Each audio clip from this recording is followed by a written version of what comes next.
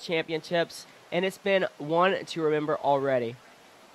Great stuff. We are nearly ready to go now with our Heat 5, and you're joined here by me and Mason. So Mason just saying that this is his first World Championships? First Senior World Championships. Senior World, my correction, sorry there. And yeah, this is my first time in the commentary booth. I'm Emily Ward, and yeah, I'm happy to be joining you. I was on the GB team for a number of years, paddled at a few World Championships, and I've been in that judging booth. I've been on the water, now I'm here in the commentary booth. Just, you know, fancy trying something a bit different this time. And I'm really happy to be commentating here on these women and seeing what they can do. It's such a great thing to be a part of here at the World Championships. The atmosphere is fantastic. So here we go, back into our senior women's preliminary rounds. Here is Heat 5 with Melody from France. Again, those French paddlers on the banks with their flags waving, cheering away. Setting up for the front loop, getting big air on that trick. The crowd liked that one. Coming to this surfer's right, looking to set up again, getting a little bit stuck in the pocket before plugging in for a Space Godzilla. Coming back to this side. She's going to look to plug, or maybe, ooh, getting caught on the tail, unfortunately, there. But she's still in the feature, so she can try and throw some more tricks. The more she can do, the better. She wants to be cranking up those points. Those points mean prizes. Let's spin around. Here we go. Can she do something in those last couple of seconds? Oh, unfortunately, just out of time. But she has one more ride to go. All the women here in this preliminary round have 2 rides. This is an attainable feature, so they get 2 rides of 45 seconds to score a combined score. And as you can see, currently in the lead, we've got Otti with that 1,200 point score there. 1,256 points is what you need to get into the top spot. But currently, to get into our top 20, you're looking at more like a 400 point ride, I believe. Currently, we have a 20-point ride, sorry, in the 20th position. In 19th currently is Aisling with that 170. So let's see what these last athletes here can do. We're now going to our next American paddler. I'll let Mason introduce his. This is Olivia McGinnis. She has medaled at the last 2 World Championships in the junior category. She got silver in sort and bronze in Argentina, so she knows what it takes to be on the podium with that big aerial loop there. She is looking for her next trick there, looking for the McNasty. Olivia is a super strong paddler, also racing in green race, one of the hardest creek races there is out there. So she knows how to kayak in all different disciplines. She's trying to show us why she is on the U.S. team with that amazing McNasty there, already at almost 400 points. Olivia looking for that Space Godzilla. Very nice. Staying retained in the feature. Olivia still has 10 seconds to go. Looking for that other Space Godzilla to the other direction. Very nice. 5 seconds to go. Looking for that pirouette, maybe the phonics. And that is time for Olivia's first ride. What an amazing ride. Yeah, she fantastic. wants to give a huge shout out to Aaron from Square Rock. Air Canada lost all of her gear, and so IR sent her a brand new dry deck and spray skirt. Astral sent her shoes and a brand new PFD, and then Aaron from Square Rock let her borrow a brand new Rockstar 5 just for this competition. It's amazing to see this community circle around and get these athletes on the water competing at a world stage. Olivia having an amazing ride, 570 points. She's smiling. She's stoked to be out here. The Americans are such a strong team. Yeah, that was a fantastic ride by your teammate there. I really enjoyed watching the technical skills she's got there, knowing how to land those tricks. It's a solid score. That's going to see her through into the top 20.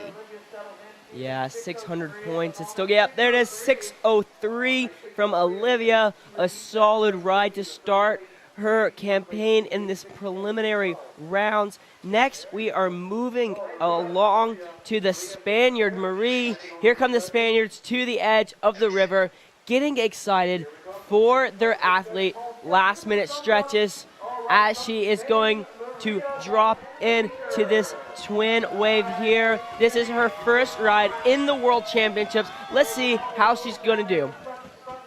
Yep, you can hear the Spanish team in the background cheering her on as she attempts to plug for a loop, getting a little bit caught up there. These athletes are going to be looking for that seam line where the green water meets the white water, plugging in the nose of the kayak to flip it out of the water and into the air for these big aerial tricks. She's getting a little caught up on that surfer's right side there, unfortunately, but she's still in the feature. She can come back around, take a moment, set herself up. She's still got 15 seconds to score some big moves, trying to get the boat into the air, scoring either trying to score a loop or a space Godzilla. Now setting up for the McNasty. Nicely done, snappy there. I think she has scored that move into another loop. Brilliant work, and the Spanish crowd really likes that finish for their paddler.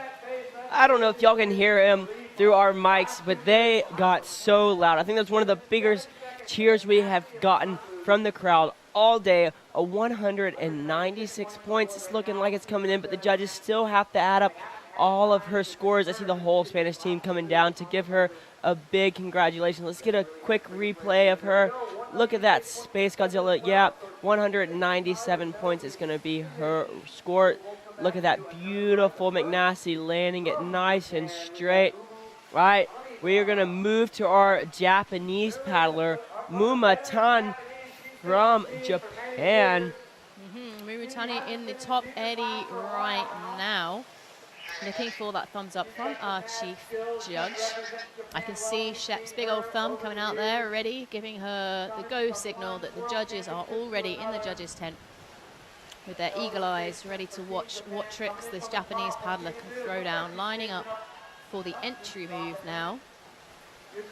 All right, she didn't go for an entry, but she had a solid, unfortunately, going for a loop and coming out of the feature.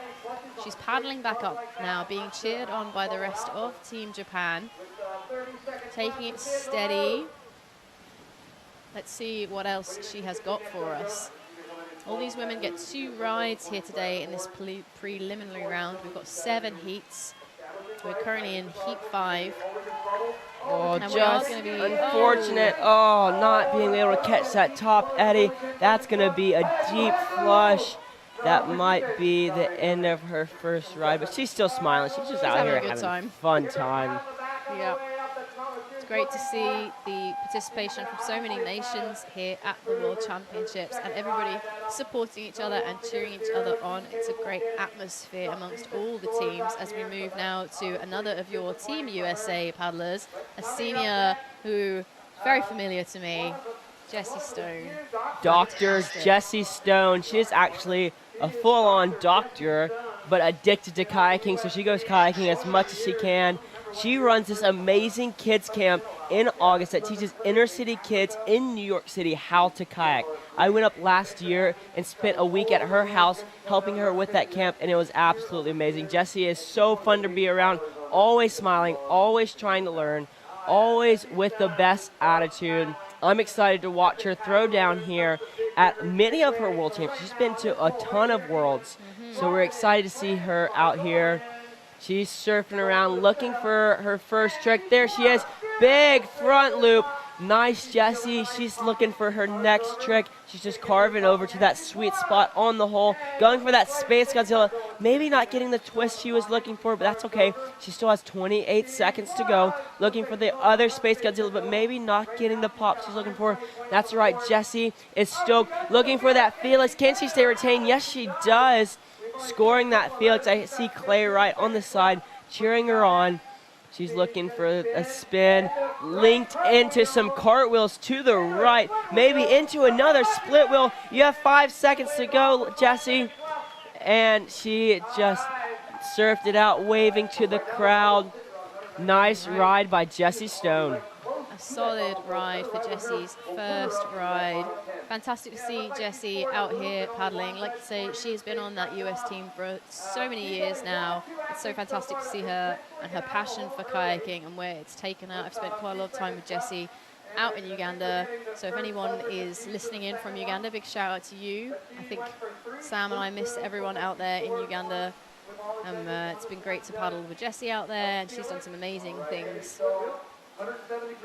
All right, so she's got 173 for her first ride. She's going to know what she needs to do to clock up that score, to make some of those moves, just stick a little bit cleaner perhaps, get a few more points on the board in her second ride. All right, so now we go back to the top of the order for Heat 5 and the second run of these women here in Heat 5. Yeah, Melody coming from France. That French team is a very technical team. They know what they need to do to score as many points as possible. As she drops into the feature here on that surfer's right shoulder, a lot of paddlers are opting to go over there. It's easier to set up, and that's where the hole gives you the most pop. But that's not what she wanted. She got a deep flush, but she still has 30 seconds to get back up to the top, just get back in the hole to score some points. Repping bib number 49. Surfing back over. Let's see what tricks we have. We know she wants to go flying. She wants to do that big aerial loop, trying to set on top of the foam. There she goes. Huge aerial loop. That was amazing. The French crowd loved that one. She's around over 100 points. Oh, just catching an edge, doing a window shade, but waving that one off to the crowd. She's smiling. She's loving being out here on the biggest stage of freestyle kayaking, the World Championships. Yeah, being cheered on by her fellow paddlers from France. All right, we're moving back to your country, your compatriot, Olivia. I really liked Olivia's first ride. It was really snappy, really solid. I'm excited to see what she can do again for us. Yeah, Olivia spends a lot of her time training where the old World Championships, or the last United States World Championships was 2013, the NOC play hole. She loves to paddle on the Chattooga, the Tallulah, the Nantahala Cascades. So many classic creeks in the southeast. But Olivia showing she can also freestyle with that huge aerial loop. That's just the start of her routine. We've seen some big tricks just like that. Amazing McNasty, straight over the top, not letting the whole bubble her out. She's staying in control, looking for that other McNasty there, trying to push it up and over so she can get it up and around, and there it goes. The McNasty the other direction with 20 seconds to go. Livia's going to surf over to the side and do that Space Godzilla. Maybe that not counting her stern state on the water, but she can go and do it again. Olivia on the shoulder, maybe looking for the other Space Godzilla. Very nice from Olivia. You can hear her dad cheering her on. Todd, he's amazing. Looking for that Space Godzilla. There we go. Oh, maybe into a little bit of a face surf, but Olivia, an amazing ride. She's going to be happy with that. That was solid. Another solid ride from Olivia. I think we'll be seeing her again in the top 20. Yeah, fantastic stuff. Let's see on the replay, plugging in there. Solid loop. So her final score, a 490 for that ride, as we see her popping into a nasty on the replay. Great stuff. She's into 4th position there with her 2 rides with a total of 1,093. She will be very happy with that. Yeah, 4th place out of all of these amazing women that have already gone, with more amazing women to go. She's going to be stoked with those rides. I think she has almost secured her spot into the next round. Yeah, for sure with that score. That is a fantastic score. So now we're going to our next paddler, who is from Spain. Oh gosh, wow, my Spanish. My Spanish isn't great either. Yeah, Ceres Seguera. But I've seen her throwing down at the last World Championship, so she's no stranger to competition, as she's about to show us how well she can do with that huge aerial loop. The crowd's jumping up and down, getting excited. The whole Spanish team is here. They don't miss a single one of their athletes as she throws a ginormous Space Godzilla, staying retained in the feature. 25 seconds to go. Let's see what other trick she has for us. Maybe looking for that other Space Godzilla, but not getting the rotation that she wanted. But that's okay. She's going to keep going. She's paddling back into the feature here. She looking for that McNasty, possibly surfing back over. Maybe she's going to go for that Space Godzilla that she missed. Trying for that loop. Let's see what she does. And that's time. Marie's second run of this prelims round. I really enjoyed watching her coach during that ride. He was jumping up and down with such enthusiasm for his paddler there. All the team were really cheering her on. He was getting so excited. That was great to see. The Spanish definitely have a different paddling style from everyone else. They're so electric in everything that they do, just going at it hard all the time, making their moves be really snappy and always on it. Look at that Space Godzilla there, super snappy, landing straight, working into the next trip. We're moving to our Japanese paddler. Oh, 386 points combined. Okay. We'll see what that puts her in. Yep. I think at the moment we're looking at around 400 points for that 20th position. It's going to be about where that cut is. So we will see if she is on the bubble there, that Spanish paddler. Now we go to our next paddler from Japan. We've got Mumu Tani plugging for the loop. Nice, getting some points on the board. She's getting cheered on, as you might be able to hear. We've got Eric Jackson on the mic in the main commentary booth. We've got two sets of commentators working here at the event. We've got one set who are commentating for the live crowd, and you've got us here in the live stream booth. We're commentating for you guys at home online. Here's Mumu's next trick, going for the left Space Godzilla. It's that loop with the 90-degree twist, getting that boat out of the air. Definitely improving on her first ride. She's getting 180, so she scored that loop, she scored that space. And there's a bit of a tree coming down the feature at the same time. Wow, there we go. That is time. She is having a great time here at this World Championships. So much fun to see. Awesome ride from our Japanese paddler. You'll see she has a score of 180. That means she did 2 amazing tricks, and all of the judges gave her the points for that. She didn't have one judge go, oh, maybe not. She convinced all 3 judges that the points that she did scored. Next up, we're moving into Jessie Stone, my fellow countryman. She is amazing. Jessie is a pleasure to paddle with all year long. No matter the weather, Jessie is on the river smiling when she's not at the hospital, being an amazing doctor. As you're saying, Jessie goes to Uganda a lot and has some practices there. She's asking Shep if she actually does have the thumbs up. Now she does. Yep. She had a first ride score of 173. I know she can add to that. Let's see what Jessie does and how she throws down. Yep, here comes Jessie into the feature. She is the founder of Soft Power Health out in Uganda. I know a lot of people there are cheering her on, and she even has one of her friends, George Everest. I can see him on the bank. He has come all the way from Uganda just to cheer on Jessie. So here she goes across the feature now. She's starting with that loop. Unfortunately taking a tumble there in the feature. Jessie, come on, up, she's up. Still there, paddling back up. Taking her time just to stay steady, set up, use that shoulder plug. I think she's aiming for the Space Godzilla, that loop with the 90-degree twist. She's only got 60 points on the boards right now, so she's going to want more. Try again with the Space Godzilla. Paddle hard to get back into the feature. 10 seconds left for Jessie. She has scored part of that trick. You can see her score has gone up to 93, now up to 103. Going for the Felix to add a few more points on that score. All right, thank you, Jessie. Yeah, great to see her Jessie out here. Always fun to be around and so supportive of other paddlers on the water. Okay, so that is the end of Heat 5. And we have 2 more heats left. We have 5 paddlers in Heat 6, and we actually have 6 paddlers in Heat 7. So 11 more paddlers to go. So if you're in that top 9 right now, you're safe.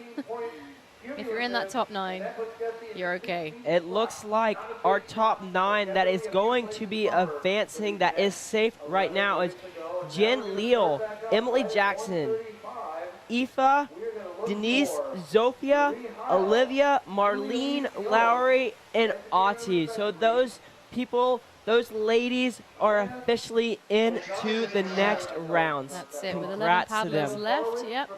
We're yet to decide who that bottom 20, the bottom 10 is going to be, making up to our 20 for the quarter final. All the scores will be ratified by our chief judge, Shep. He's an experienced judge who's done a lot of events here. Spent a number of years working here at the White Water Course. He knows a lot about kayaking, the Shep. Yep. If you want to have a conversation about old school boat designs, He's your man. Shep's your man, yeah. Maybe don't put him and Clay Wright in the same room. Don't put them on a Facebook conversation group together. Oh, brilliant. We love these guys. Yeah, it's so great to see. I'm really enjoying seeing so many people here at the World Championships. It's like coming together again after being apart for so long, you know, especially with COVID and the delays that we have had. It's so great for everyone to be back together at an event, to be sharing in what we love here in kayaking. There's such good vibes. Everyone's having a great time. And Jacko has put on a fantastic event here. He has worked so hard with British Canoeing to make this event happen. So we are moving now to our next heat. We have Marie Helene from France. We have Julie Dion from Canada, and Aeneas O'Donovan from Ireland, Neil from Germany, and Kim Aldridge from Great Britain. As you were saying earlier, this is like a giant family reunion. It is, yeah, it really is. A lot of my friends I haven't seen in 3 years from SORT, so every time a new person shows up, it's like a whole new stoke that comes to the table. Yeah. Yeah, it's brilliant to see so many people. The last World Championships I was at was the 2015 Canada World Championships. And it's so great to even be able to come back and see people who were competing then, still competing now, and to see the new faces and to see where the sport's gone and to come back together. It's like you say, it is like a family reunion. It's so fantastic to see everyone again. And speaking of old names, as you mentioned, we've got Julie Dion in this next heat. I remember Julie's name for when I was a junior and I first started paddling, and she was out there, if I'm right in saying, out there like maybe on the Sheen paddling. Mm-hmm. Yeah, she was someone, maybe paddled Team Riot. Am I right in saying that back in the day? Yeah, which is so cool. So, Julie actually took 13 years off of paddling 13 years, and then came back because her son Matthias started kayaking again. Fantastic. He's actually here at the World Championships competing in the junior men's class, so it's awesome to see this whole family unit. Matthias is actually on the Jackson Kayak Little Shredders team, so he is up-and-coming paddler. I saw him at Manic at the Canadian team trials doing phonics monkeys, McNasty, Space Godzillas, loops. So this kid has a full bag of tricks, learning all the little tips from his mom. We're hoping to see some big tricks from them. That is so cool. I like to think I'll have the same with my son in 10 years' time. I'm not sure I'll be getting back into a boat with him. Maybe he'll inspire me to get competing again. It would be pretty hard to make the British team again, I think, especially in 10 years' time. But yeah, I love that, and it's so fantastic she's passing that on to her son, and they're out here together. There he actually is. See the little kid with the red shirt on, the Canadian flag? That's Matthias. He's about to cheer his mom on. There's Tom Dole and Mateo Williams, the Frenchie, and the only Kiwi here, Mateo. They're getting excited. They're goofing off. They're having some fun. They've just spotted themselves. There we go. The crowd here is amazing. There's Charlie Aldridge. Yep. She's going to cheer her Andy, sister on. There we go. That's another established... there's Andy on the side. Established kayaking family who have been out here for a number of years. Brilliant. I'm really excited to see Kim paddling in this next heat. We're just waiting right now. We're doing pretty well with the schedule. We're running ahead of schedule. That's why we took that break, and we're due back in a couple of minutes. Kim wanted me to give a big shout out to her school, Kent Hill Park School, for giving her time off of work to come paddling here. I heard her whole school is going to be cheering her on. They're excited to see her throw down in this heat. I feel like she has a pretty good chance of moving to the next round. I was talking to her sister and dad earlier. they think she has the ride and what it takes to get to the next round. I'd love to see her throw it down in this ride. Yeah. Yeah, keep your head cool, put it all together. She's put the work in. She knows what she can do. I'm going to give a few shout-outs as well while we're here. I know that earlier on we had Paul Cheesy Robinson, which might not mean anything to you, Mason. But to British paddlers, you know that Cheesy was a staple of our freestyle scene. He was the C1 world champion back in '99. Really? Yeah. That's awesome. On the... What's the river? Oh my goodness, it's in New Zealand. Wow, I've totally forgotten what the place is called. Full James, there we go. Yeah, the 99 Worlds at Full James, he was world champion. And I think again in 2001 in Sort. So he's watching, listening in from Scotland. So thanks for doing that, Cheesy. Great to hear from you. And also Jez, our fellow commentator who is not at this World Championships. Jez is over in Australia and he's been listening in on the live stream. So shout out to you, mate. We really wish you were here with us commentating. It's fantastic what's been put on, but it's not quite the same without your dulcet tones as well here in the commentary booth. So thanks for the support. And if you are listening in anywhere around the world, it'd be great to hear from you. Let us know where you are. Let us know where you're listening from. We'll give you a shout out. I'm loving seeing the banks here filling up with people cheering. The sun is coming out. It's fantastic weather on the home pier pond whitewater course as we head into our 6th heat. Yeah, it looks like we have Marlee from France. You see the French flags flying. She is no stranger to competition. She's been all over competing, making some podium finishes with that nice entry move there. Marlene's gonna paddle over to the side, or Marie's gonna paddle over to the side, setting up for that big Space Godzilla. We'll see if the judges give her that one. We are not judges. We are just here commentating as she comes in for a nice big aerial loop, staying retained in the feature, just nicking off all the tricks going through her head. Setting up on that right side of the feature. What's she going for? Oh, unfortunately getting bubbled out. If you're a little too far right on that feature there, it doesn't want to give you the rejection. You got that boil coming off the side blocks. She's paddling hard. She's got time for one more trick, maybe going for some cartwheels on the buzzer. Nice ride by Marie. There we go, seeing those French flags flying high for their paddler. Our first paddler in Heat 6. As we move now to our second paddler, that is Julie Elise Dion. Julie representing Canada. As we talked about before, she's here paddling with her son, who is getting ready to cheer her on with the rest of the Canadian team, getting their flags out. I love how they all come down from the stands to the edge of the whitewater course here by this Twin Waves feature.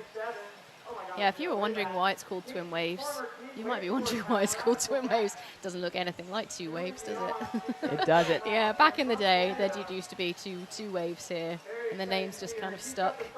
So yeah, this is definitely not a wave feature. This is a whole feature here. So here is Julie paddling for Canada, coming down in her Jackson kayak. Here we go, Julie dropping in to her first ride of the World Championships. Oh, just unfortunate getting bubbled out there, but she still has 40 seconds left in her ride. Caleb Grady, team coach for Canada, cheering her on, telling her what she needs to do to get back in there and score some points. She's going to surf over to the right side of the feature so she can set up, maybe getting a little bobbled around there, but that's all right. She still has plenty of time, 20 seconds. Oh, unfortunately catching edge. Come on, Julie, you got this. Surfing over to the side. That's it, Julie. Stomp it in. And a front loop. Can she stick it? Oh, just unfortunately coming out the back of the wave. 2-1. That is time for Julie. But that's all right. She still has another run to put down some points on the board. The Canadians love her anyway. She is such an amazing person. She's so nice. She's actually offered to let me stay at their house when I come to Canada this year. So they are amazing people. And I'm excited to see her son throw down later tomorrow. Fantastic. Yeah, I think she will want to come back and show us what she can do in that second ride. All right, speaking of loud nationalities coming down the riverbank, we've got our next paddler from Ireland coming down, and I can see our I can see the flags flying. I can see the big drum being brought down. So we have our next paddler, Aeneas O'Donovan. Aeneas has become one of my really good friends over this past World Championship. We spent a lot of time together training. She's been here for a month and a half. She's only been kayaking for 4 years. She could not flatwater loop 1 year ago. Wow. So she has been training super hard. You're going to see some big moves from her. She's learned already how to phonics. McNasty, that giant air loop there. She has a dolphin on the bottom of her boat because she likes to jump out of the water like a dolphin. She goes for the phonics monkey there, maybe not pulling it over the top, but we know she can do that trick there. Aeneas is one of the hardest working people that I know. Looking for that McNasty right over the top, staying in the feature. Oh, just catching an edge, but that's okay. She still has 15 seconds. Aeneas is going to paddle up as hard as she can to get into the feature. She is such an amazing paddler. Her boyfriend here is cheering her on along with her parents. She's got one last trick. What's she going to do? Trying for one more McNasty and just getting a spin on the buzzer. But what a solid first ride for Aeneas O'Donovan. Yeah, Talking giving it her all. Talking about hard work, only being able to flatwater loop 1 year ago. Yep. She does not even live near a whitewater feature in Ireland. There isn't many freestyle spots there, so she spends a lot of time in flatwater, coming with a 3:08 for her first ride. That'll be good. Yep. But she is one of the hardest working people I know, paddling for over 5 hours a day, every day, living in her van, having a great lifestyle. Yeah, she was really giving it her all during that ride. I really appreciated seeing how much effort she was putting in there, getting some big air on that loop. Solid ride for her with a 3:08. I reckon she can pull out some more in that second ride. She doesn't need too much more to make that cut to the top 20, I would say, right now. And we go to our next paddler, Nelly Barwich from Germany. Dropping in now from above, probably aiming for that entry move that we've been talking about. There's a couple of different entries you can do. The harder the trick, the more points it scores.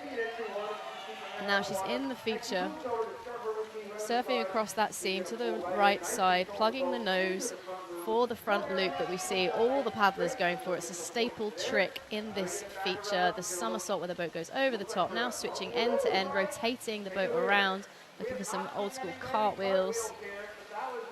Spinning on that shoulder, turning that 180 degree, that 360 degree, going again and again, over and over. Trying to set up for the switch McNasty, I would say. Not quite getting the initiation there. She's still got a few seconds left on the clock. What can she show us? She's trying, giving it her all, trying to show us all her big tricks. She knows what needs to be done now to get through to the next round. That is time. This is her second ever World Championship. She got 7th at the last one in the junior women's class, now stepping up to the senior women's, throwing some big tricks, showing us that she is able to hang with some of the top women in the world, giving us a 120-point ride. She got 4th place at the European Championships last year. She is paddling that 2016 Rockstar. Her favorite place to paddle is where the next World Championships is going to be, in Plattling, Germany. So she's going to be excited to have a home World Championships in 2025. But don't we have a championships in America between now and then? We do have World Championships. I'm excited. It's in my hometown. I live 10 minutes from the wave. Well. I'm excited. Columbus, Georgia is going to try and put on the best production of a World Championship. Oh. I'm excited to have a home World Champs. You've got quite a job to beat this atmosphere here and to beat the organisation of it is very what true. was been put on here at the World Championships in Nottingham. No, Do you have the enthusiasm of the British crowd? Because I know they're about to go wild for their paddler. Yes, we have Kim Aldridge, who is dropping in. Her school has been cheering her on. They're excited to watch her. Kent Hill Park School, y'all get loud for your teammate, and fellow schoolman Kim Aldridge dropping in for her first ride of this World Championship, looking for an awesome aerial loop, maybe just getting bubbled out, but that's all right. She's charging hard to get into the feature, pulling up and over that center pillar there to get in the feature. You have to be in the wave to score points. So she's surfing back over to the right side of the wave, looking to spin it around, just trying to get some points on the board. Going for that loop again. Nice. There she goes. She's staying in the feature that time. Maybe looking for a Space Godzilla as she lands, but just bubbling out again. She still has 10 seconds. She can get back in the feature and score more points. She definitely has a lot more time. What's she going to throw on the buzzer? Is she going to go for a bigger trick? Maybe looking for a McNasty. And that is time for Kim's first ride. All right. I think Kim was looking a little bit nervous there in her home competition, a little bit tentative, but she went back in, nailed that loop, going for that Space Godzilla, trying the McNasty at the end. Now she's done that first ride. Let's take a breath, regroup, and she can nail a second ride for us, I reckon. 100 points coming in for Kim. That's going to be her first ride score, but she still has one more ride to go to add to her combined score. I think we're moving back up to the top of our heat list with Marie from France. There she is, giving a big smile. There's Kim. She knows she can improve on that. Yeah, for sure. Yeah. She has definitely more tricks that she can show us. Yeah. Okay, so back to the top of the order with our French paddler Marie, I believe.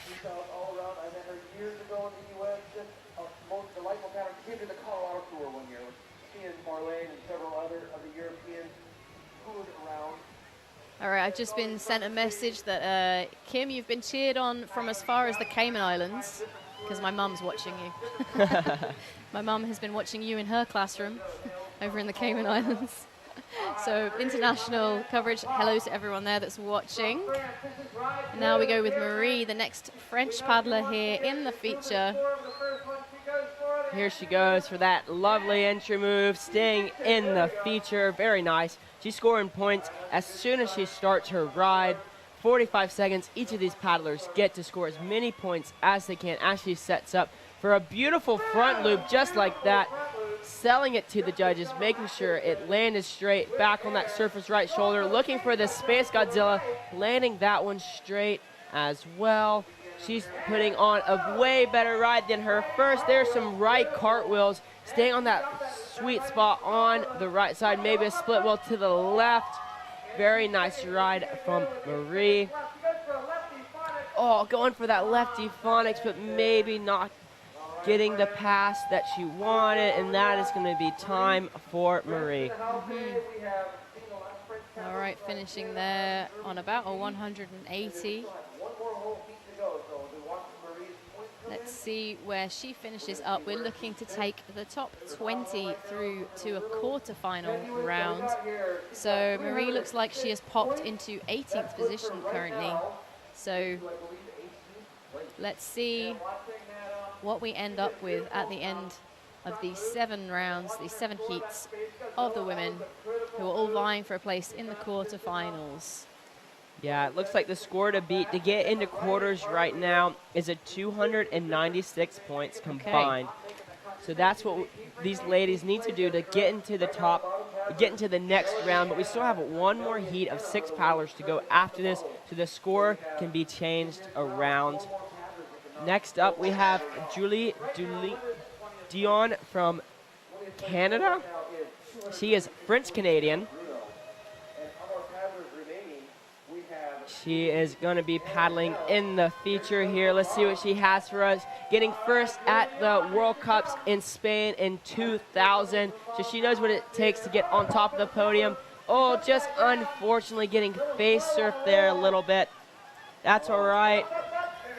She's going to be paddling over to the eddy. She took a deep, deep flush, but I know she can charge up to the top. She's got 20. Everyone is getting loud. I see even the Irish team cheering her on to get back up to the top. The Canadians are getting loud Come on, Julie. We want to see you get some points on the board. There you go. You're getting up. You have 9 seconds to go. Let's see that loop on the buzzer. Come on. Going for some cartwheels. Very nice, Julie. That is time. All right, thank you, Julie, for your ride. As we go now back to our Irish paddler, your good friend, Aeneas O'Donovan. Aeneas O'Donovan. She is ready to kill it. I know she can. Her full ride score is 890 points. Wow, let's see if she can pull that out for us now. I'd really like to see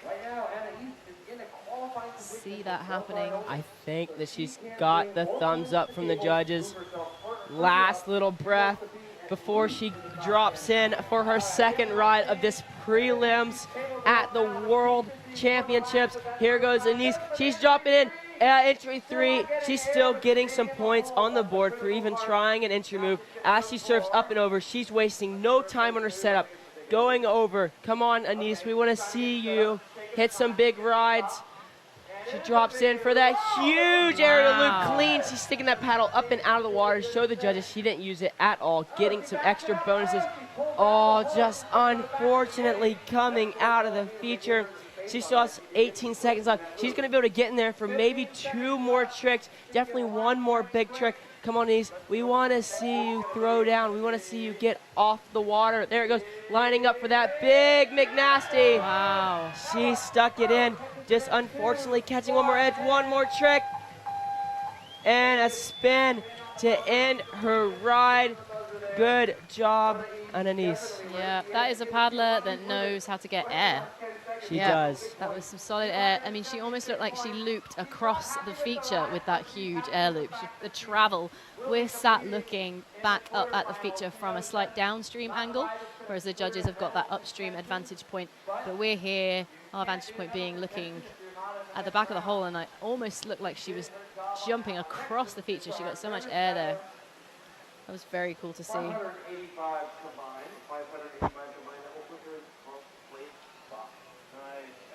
Yeah, looks like she got a 585 combined, 276 points on her second ride.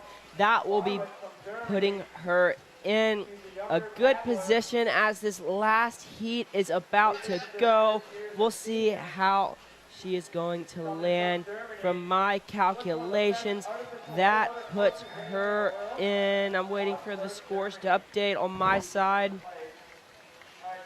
That puts her in 12th place, so she is actually safe going into our next round. Very nice. We have our German paddler, Neil, from Germany. She did a very nice entry move as we're watching her. She's doing a very nice aerial loop, staying retained in the feature. She's coming around. Let's see what she has for us. Maybe a split wheel or a cartwheel. We'll see what the judges have to say about that one. She's surfing back over to the right side. That 10-second buzzer. Oh, unfortunately flushing out. There's that 10-second buzzer. She's fighting with that center pillar to get back over into the feature. Here we go. She still has time for 1 more trick. Will she throw it on the buzzer? She initiates the McNasty. Oh, just not pulling it around the top, but that's all right. She still had 100 points on the board. Very nice ride.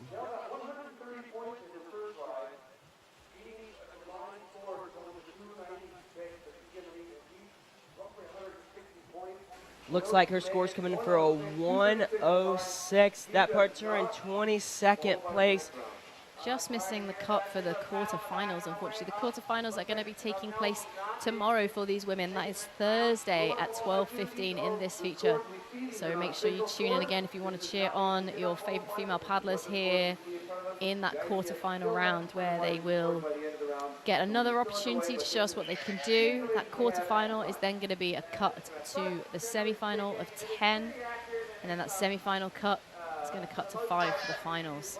So we're going now back to Kim for her second ride. And we know Kim can she can show us some more. She's currently sitting on a 100-point ride. She needs to show us just a few more tricks to nail that score to get her through into the next round so we can see her paddle again. Let's see what she shows. She's starting in that surfer's left eddy. This is a less usual place to start for. But she knows what she wants to do. She knows how she wants to get that set up. Coming across, lining up, plugging into the feature, going for a huge loop. Brilliant. Getting some scores on the board straight off, spinning it around. I think she's going to want to look for a McNasty, another high-scoring trick that a lot of these women are nailing now. Plugging again, probably for the Space Godzilla to the left. And just remembering that what we're calling isn't necessarily what the judges are judging. They're looking at a different point of view to us, and they are looking for a very strict criteria of what these moves are. Plugging into the seam line again. There we go, trying to really nail that Space Godzilla for the judges. Let's see if it scores. She's still on 100 points right now, so let's see if she can get back up. It's only 5 seconds remaining on the clock. It's going to be time for Kimberly. Oh, that's unfortunate for Kim. There we go, doing a split wheel there in the feature after time. Okay, so coming in at that ranking in 24th position. I know she's going to be disappointed, but we're so proud of our paddler doing her best here on the feature, keeping it positive and inspiring lots of young paddlers out there. And she's got some great support from her family, so big love to the Aldridge family out there. So that is the last paddler in Heat 6, which means we only have one heat remaining, heat with 6 paddlers in. So now we know that if you are in that top 14 position, you are through to the next round. And another little shout out here, I'm just going to give a shout out to Tim Ward, who is watching from Boston in the USA. And rather than being here, Tim is the, long-time member of the British paddling community and used to be our GBT manager, and obviously dad to Alan. And yeah, shout out to you, Tim. Hi. Sorry you're not here to join in with all the fun. And we're going to be moving into that next round. So there you go, you've got the scores for Heat 6 up on the board there. Pretty commanding performance from the Irish paddler, O'Donovan, with a 5.85. So we've got 6 more paddlers left in this last heat. Let's see what they can do. Let's see if anyone can shake up the order at the top there. Those top women looking pretty solid in that top 5. Nobody seems to be disturbing them too much at the moment. Here we go. So this is our top 10 currently with Robinson Shaw, Davis, DeVries, McGinnis, Tula, Rebnega, Hanharan. It's always going to get me. Jackson, Leal, and Takuta. Oh my goodness. Atomi Hakaku. Akaku. It's like I know that one, but just, All right. Oh, so we're ahead of schedule again, I'm hearing. So we are a little bit ahead. We're just too efficient. This is some impressive efficiency from the organisation. The British are very efficient. They're proper in their ways. Not like the Americans winging everything. I mean, we are quite renowned for our faff. Are you aware of what faff is? I've heard it, but I'm not familiar with the terminology. It's a very classic British paddling phrase, faff. I don't know, how do you even describe what faff is? Is it just like messing around? Yeah, kind of, but it's more like, it's kind of like procrastination, but it's just all the stuff that you do when you're meant to be getting something else done. You're just faffing about, doing stuff that's not really necessary before you go kayaking. Yeah, and I feel like British kayaking is notorious for its faff, but not here today. Everyone is on form, doing such a great job here at our World Championships at Home Pierpont in Nottingham. And while we've got a few minutes, we can give a shout out to all our event partners and sponsors here who are all making this event possible here with the ICF, the International Canoe Federation. We are partnered here with the Home Pierpont Country Park as our event partner, and we have got support from British, we've got Direct Business Solutions supporting us. We've got Erdinger, Jaffa, Gill, Aquapack, EcoWorks Marine, and we've got partnered with the Nottinghamshire County Council, Visit Nottinghamshire, and the Nottingham City Council. So big shout out to everyone that's made this event possible, also with the Rushcliffe Borough Council and the West Bridgeford Way. We are so grateful to everyone that's helped make this event possible and to all the volunteers who are currently working so hard to make this happen. There's so much work that goes on behind the scenes to make a World Championships like this happen. I know that Jacko has been planning this event for such a long time now. Certainly wasn't helped by all the delays we had because of COVID, but we are back in 2022 with the World Championships, and we have one more round of women coming up for you very soon.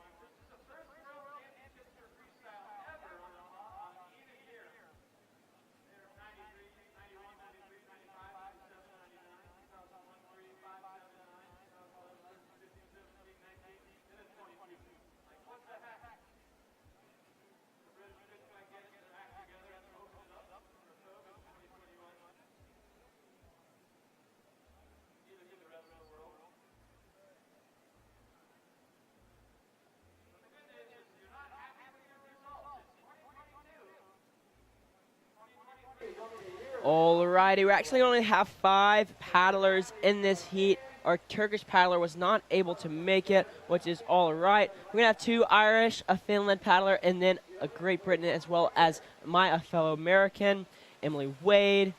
So we're going to have Elizing from Ireland, Eden Dowling from Ireland, Ayla van Luport from Finland, Emma Witherford from Great Britain, and Emily Wade from the United States. I probably butchered those names very hard, but it's all right. We're just going to roll with it. All right, yeah.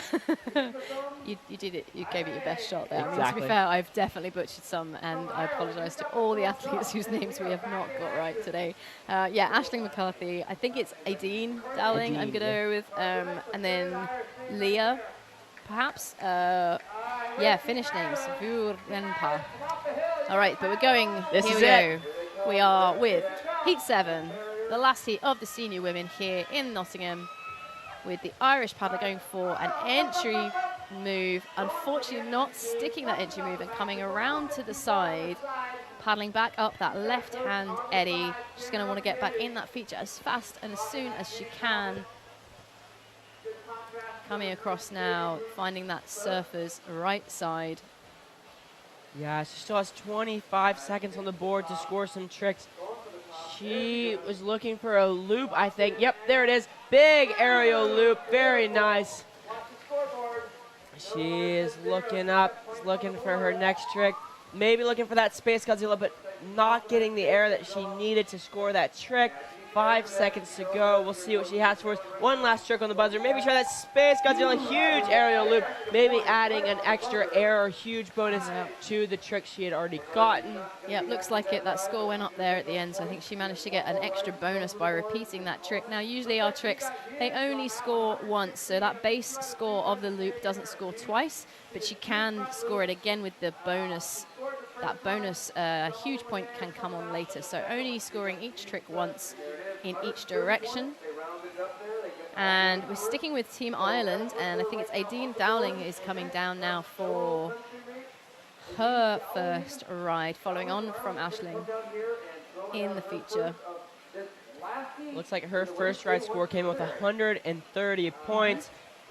Solid ride, but she'll need to up that a little bit more if she wants to paddle again in our quarterfinals round. Just to remind everyone, this is the prelims, so 2 rides and both of them are combined. So the name of the game for this round is consistency. You want to put down some of your solid ride scores to secure your space in the quarterfinals. All right, so currently sitting in that 20th position is Anna Bruno from the USA with a 296 points there. So now we go to Aideen from Ireland, getting support. I don't know if you can hear that in the background, but the drum from Team Ireland is bellowing out on the riverbank here. She's dropping in from the top, not going for an entry move, but setting up steady in the features, using that shoulder to start that loop, plugging into the seam line.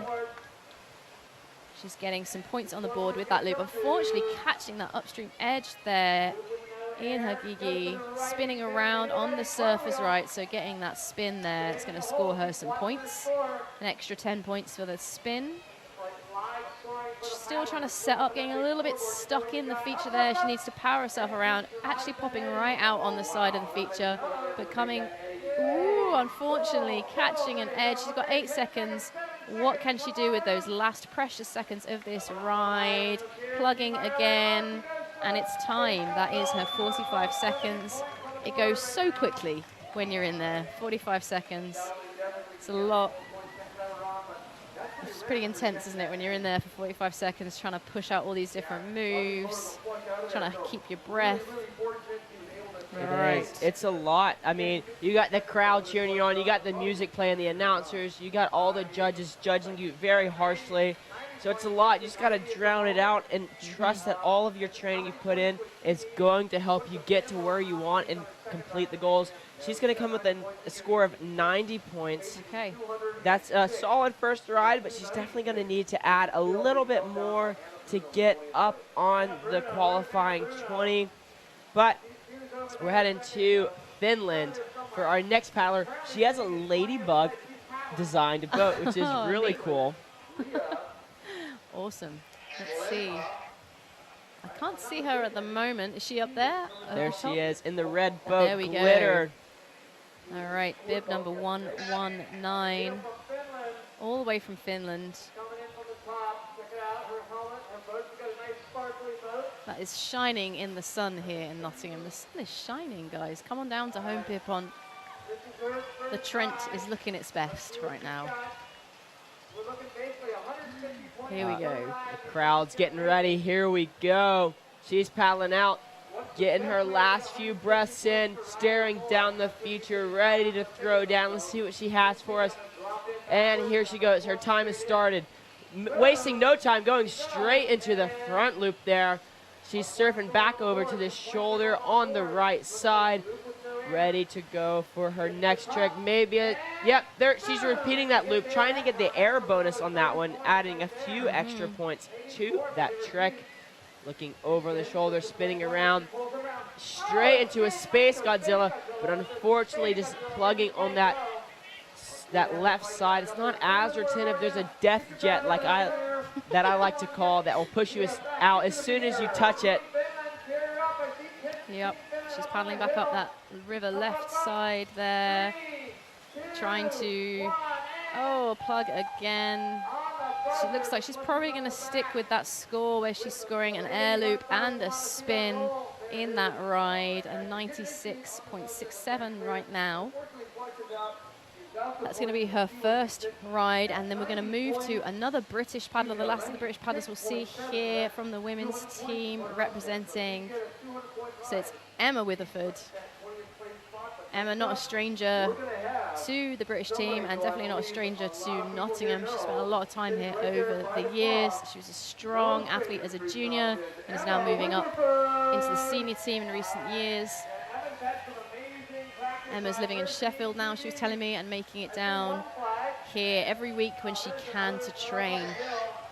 She's got a lovely coloured boat. Yeah, Emily's been my boat storage partner for this World Championships. They had the boat storage here. Alrighty, Emma paddling out here, ready for her first ride in this prelims. She's ready to show the world what she can do. Dropping with that amazing entry move 3, looking over to the right shoulder, going to set up, doing a spin, straight linked into the loop.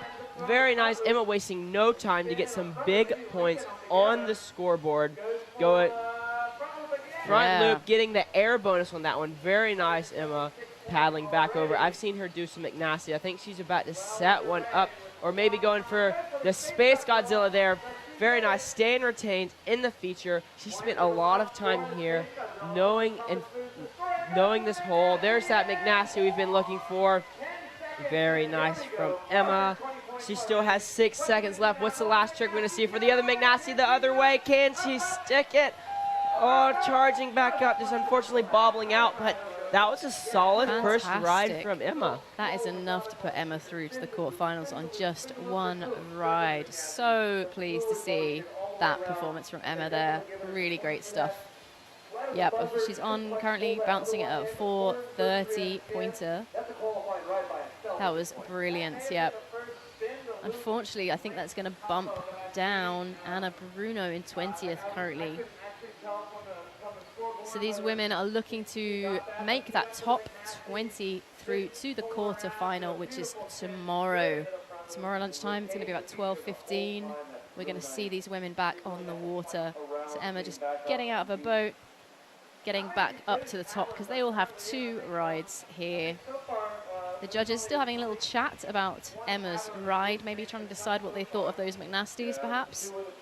All these tricks have a certain set of criteria.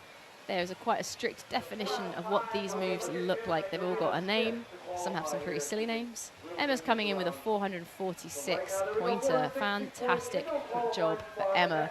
Well done, Team GB. So we're going to be going now to Emily Wade. Emily Wade from Richmond, Virginia. She is new to the competition stage. This is her first year really competing, and she's already on the international circuit.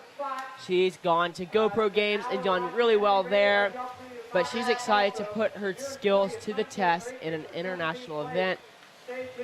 Emily always paddling at Z-Dam there in Richmond. She's always smiling, always wanting to learn. She's always on the river. I'm excited to see what she's done. Here she goes, dropping in. Emily Wade's first ride ever in a World Championships, starting with a ginormous air loop. Very nice, Emily. She's surfing over to the shoulder. Let's see what trick she has for us next.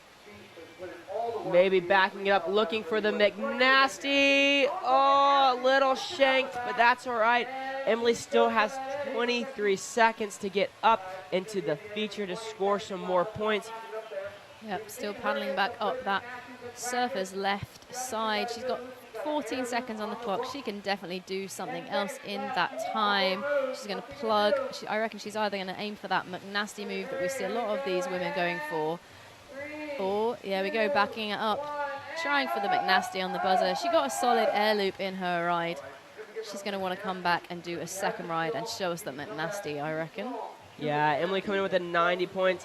If she could do that again with another Space Godzilla, it might put her in. She's currently in 32nd position. Again, she needs to get into the top 20 to make it to the next round. Yep. But also, she is an analytical chemist, so Emily is really smart. And so she's just taking a little break from that to come kayaking and enjoy the British weather. She always loves being on the river. She was actually curious from all of her other friends kayaking, so it's awesome to see how friends' influence can get you into a sport and then how much hard work she's put into this to get to where she is today. That is it. Yep, a lot of these paddlers will have a lot of life outside of kayaking. Unfortunately, it's hard to be doing this full time, and a lot of these athletes will be supporting themselves with full-time jobs. You know, they may have sponsors supporting them. Some countries have support from their governing bodies, but a lot of these paddlers, they're self-funded.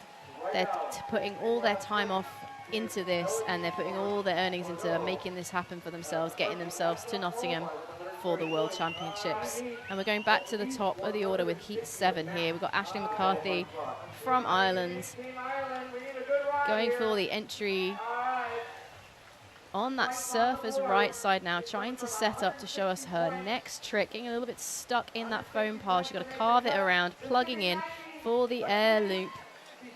Let's see what the judges are going to think of her moves. You can see our clock ranking up those points as they go. Coming around now, plugging again, making that loop much straighter this time and getting some air on that move. So you can see that boat clear of the water. Again, spinning it around, surfing onto that surfer's right shoulder, trying to set up, plugging the nose of the kayak for the Space Godzilla, that loop with the 90-degree twist. It's really important which way you land that move. It's got to land at a certain angle to score. All right, that is time for our athlete from Ireland there. Very 160. nice. Let's see where she finishes up in these total rankings. All right, we only have just 4 more paddlers left in this first round of the women's competition. Oh, just missing out in 22nd place. Yep. She gave it her all. Yeah, sure did. All right, so going to her teammate, Adine Dowling now. Adine also doing the squirt boating as well. She competed in the squirt boat in her surface boat that she's using for the K1 as well. She did a lot of amazing party tricks, some clean cartwheels, some split wheels, and some loops. So she is an amazing all-around paddler, and we're excited to see her throw down in her second prelims ride of this World Championships here in Nottingham, England. All right, she's coming down from the eddy up above where they held that squirt boating competition yesterday, and there'll be more rounds of that coming up. You can see her just passing by that judges booth there with our 3 judges and our chief judge overseeing the competition. She's had the thumbs up. Everyone is ready for her. You can see that countdown clock counting down the 45 seconds that they get. The time starts when they hit the feature now. Surfing around, looking to put some points on the board with the first trick for this paddler. Taking it to the surfer's right side, getting a little bit swirlied up there. She's back into the feature. The clock is ticking down. Let's see what she can do. Plugging in, trying to go for that classic loop move. Spinning it around maybe. Let's see what she can give us here in this preliminary round. The first time we see this senior women here at the World Championships in Nottingham that's going on all week. There is an attempt at a loop there. You can see from this angle as we look back up at the feature that it can look like it's falling off to the side a little bit, but it looks like she scored that loop from 2 of the judges there, I would say. All right, and that is going to be it for Adine here in this competition. Great to see Team Ireland out in support of their paddler. So now we're going to Finland, another team, a small but mighty team. They've always got a few athletes. Great to see the Finnish paddlers coming over. Someone else that needs to put some more points on the board to make it through if they want to paddle again in the quarterfinal. We're going to need to see a few more tricks now. Yeah, right now she's sitting in 31st position with 96.67 points. It looks like she's going to need about a 200-point ride to get her into the quarterfinals. I know she can do it. I've seen her do some big aerial loops in practice. So I'm excited to see if she can put it down when it counts. Here she goes, dropping into the feature for her second ride. There she goes, dropping on that surface right side, pushing it down. Maybe trying for the Space Godzilla off the bat. Maybe not liking that one, so she's going to have to set back up on the right. Try it again. There's that huge aerial loop. Very nice. Keeping that head dry, surfing back over. She already has 90 points. If she gets one more big aerial Space Godzilla, that might put her through. But, oh, she just unfortunately bubbled off the right side. This river makes a right-hand turn, so it's kind of hard to stay in the sweet spot because it's always pushing you left. These athletes are having to fight to stay in the sweet spot, all just trying to plug on that left side and getting bobbled out. That is going to be it for our Finland paddler. She's going to end up in 28th place.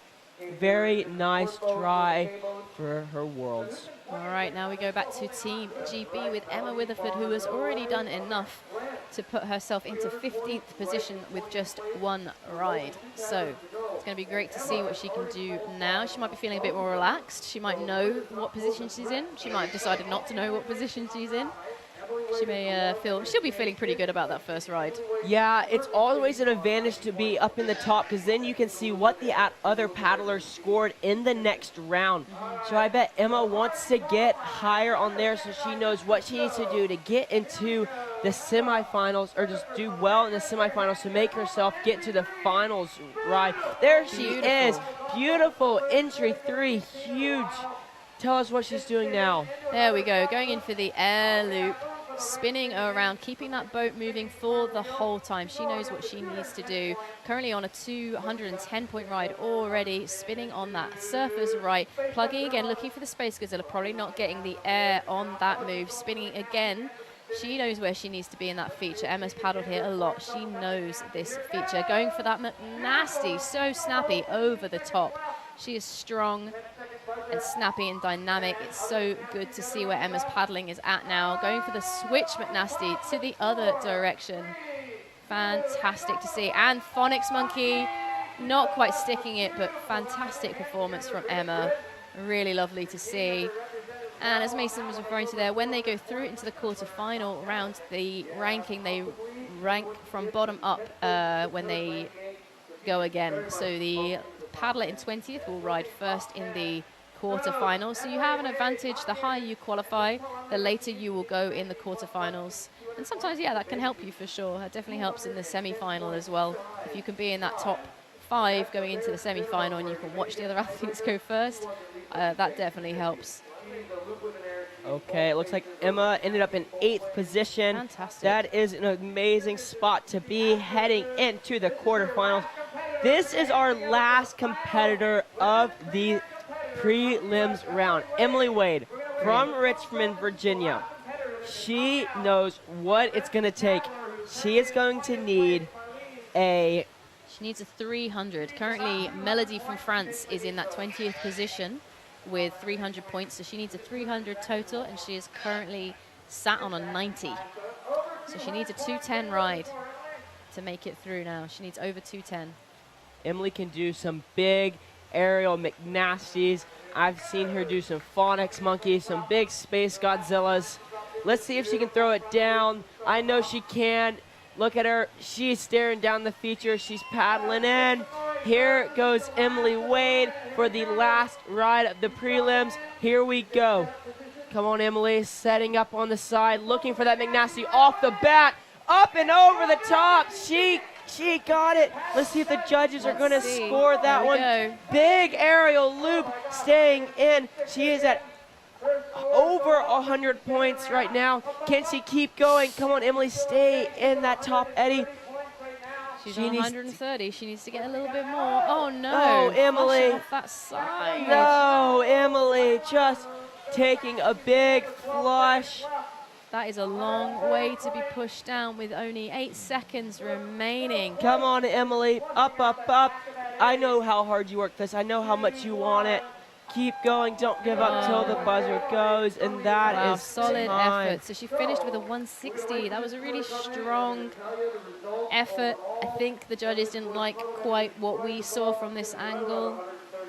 That's just how it goes. The judges are all looking from that one angle. They're consistent throughout, and they might see things a little bit differently to how we see them here in the commentary, but I really appreciate all that effort that Emily's putting into that dynamic paddling here. You can see on the replay, going for that McNasty.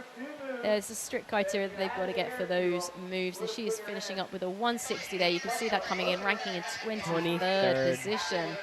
All right, so that means we are done with the preliminary round, the prelims of the senior women category here at the 2022 ICF Freestyle World Championships here in Nottingham. So these women now we've cut to 20. They're going to be going through to a quarter-final round tomorrow that's taking place at 12:15. That quarter-final round is 20 cutting to 10. And then from there, the 10 will compete again in a semi-final, which will cut to 5 for that final on Saturday. You can have a look on our website to see the schedule that is coming up and check out the Canoe Freestyle World Championships Facebook page. There's loads of updates going on up there. Right now, we are heading into the semi-final of the OC1, I believe. I'm going to be handing over, I think, to my husband, Sam. Mason, are you staying here in the commentary booth? I will be back for the squirt finals we are having tonight. The Fantastic. men's and women's are going to be battling it out for the medals. It'll be the first medals we are handing out in this 2022 World Championships. Brilliant. I'm excited to call that one. Yep. I know Audie broke the ICF record yesterday, so we're excited to see more from her. Clay Wright and Taft, the U.S., is going for some big Mr. moves. Sam from Great Britain is a technician. I'm ready to watch that. It's going to be very exciting. Yeah, that's coming up. Do you know what time that final is? Now I'm testing you. I think it's a little bit later, around 5 It's later on, o'clock. yeah, something like this. That's the first finals we have of the squirt boating. I'm excited for that. So right now, the next thing you're going to be seeing on your screens is going to be the semi-finals of the Open Canoe, the OC1 competition. And so thank you everyone that's tuned in here to the ICF Canoe Freestyle World Championships in Nottingham. Big shout out to all the volunteers and everyone that is making this event possible. You are all doing a fantastic job. Thank you for tuning in. I've been Emily Ward and I've been with Mason. We'll see you guys later. Yeah, Thank we're you. going to check in with you later.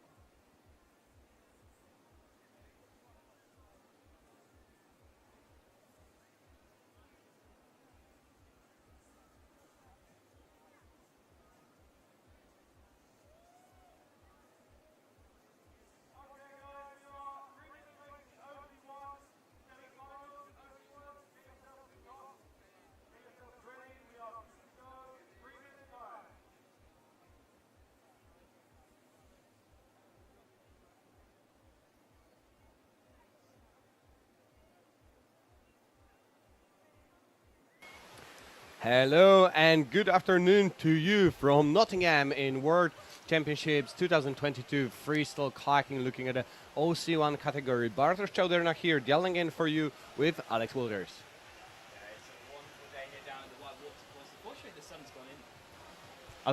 Yes, it's a wonderful day at the White Water Course.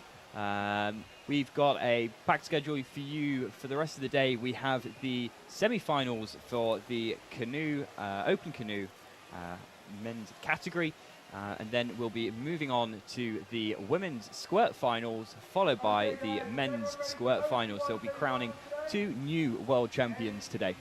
That's pretty exciting, isn't it? It's Wednesday and we're already gonna head to the finals, and I'm sure the people competing in these categories are getting super excited and hyped for the evening and afternoon. But for now, all the eyes are on the OC1 category. Alex, what is this thing about the OC1s? What's the difference between OC1 and a C1? Yeah, so the big difference is that they aren't enclosed in the boat. Water can enter. So essentially we test all these boats before they're allowed to compete. We fill them with literally buckets of water with the paddler inside, and it has to fit 40 litres of water inside for them to be able to compete. Wow. Now, of course, that weighs a lot, right? Yeah. So 40 litres of water, 40 kilograms. Yeah. If you thought regular freestyle kayaking in a closed boat was difficult, then this is another level. Yeah, totally. So well, that explains quite a bit for you guys watching. When you're gonna see the paddlers, they're gonna go possibly for the first move. That's gonna be very big, and they're gonna be somehow slowing down. But any trick after they drop in every second they're in the feature is actually a hazard for them to just filling up and just being flashed off just by surfing sometimes. Yeah, I mean, occasionally you'll see the paddlers trying to get a little bit of water out their boats as they're paddling back up the eddy, which just goes to show how much more difficult it is, this particular class. Also, a big difference between the K1 competition, which we saw just earlier in the women's preliminary rounds. They only have a single blade on their paddle, which makes them slightly more unstable.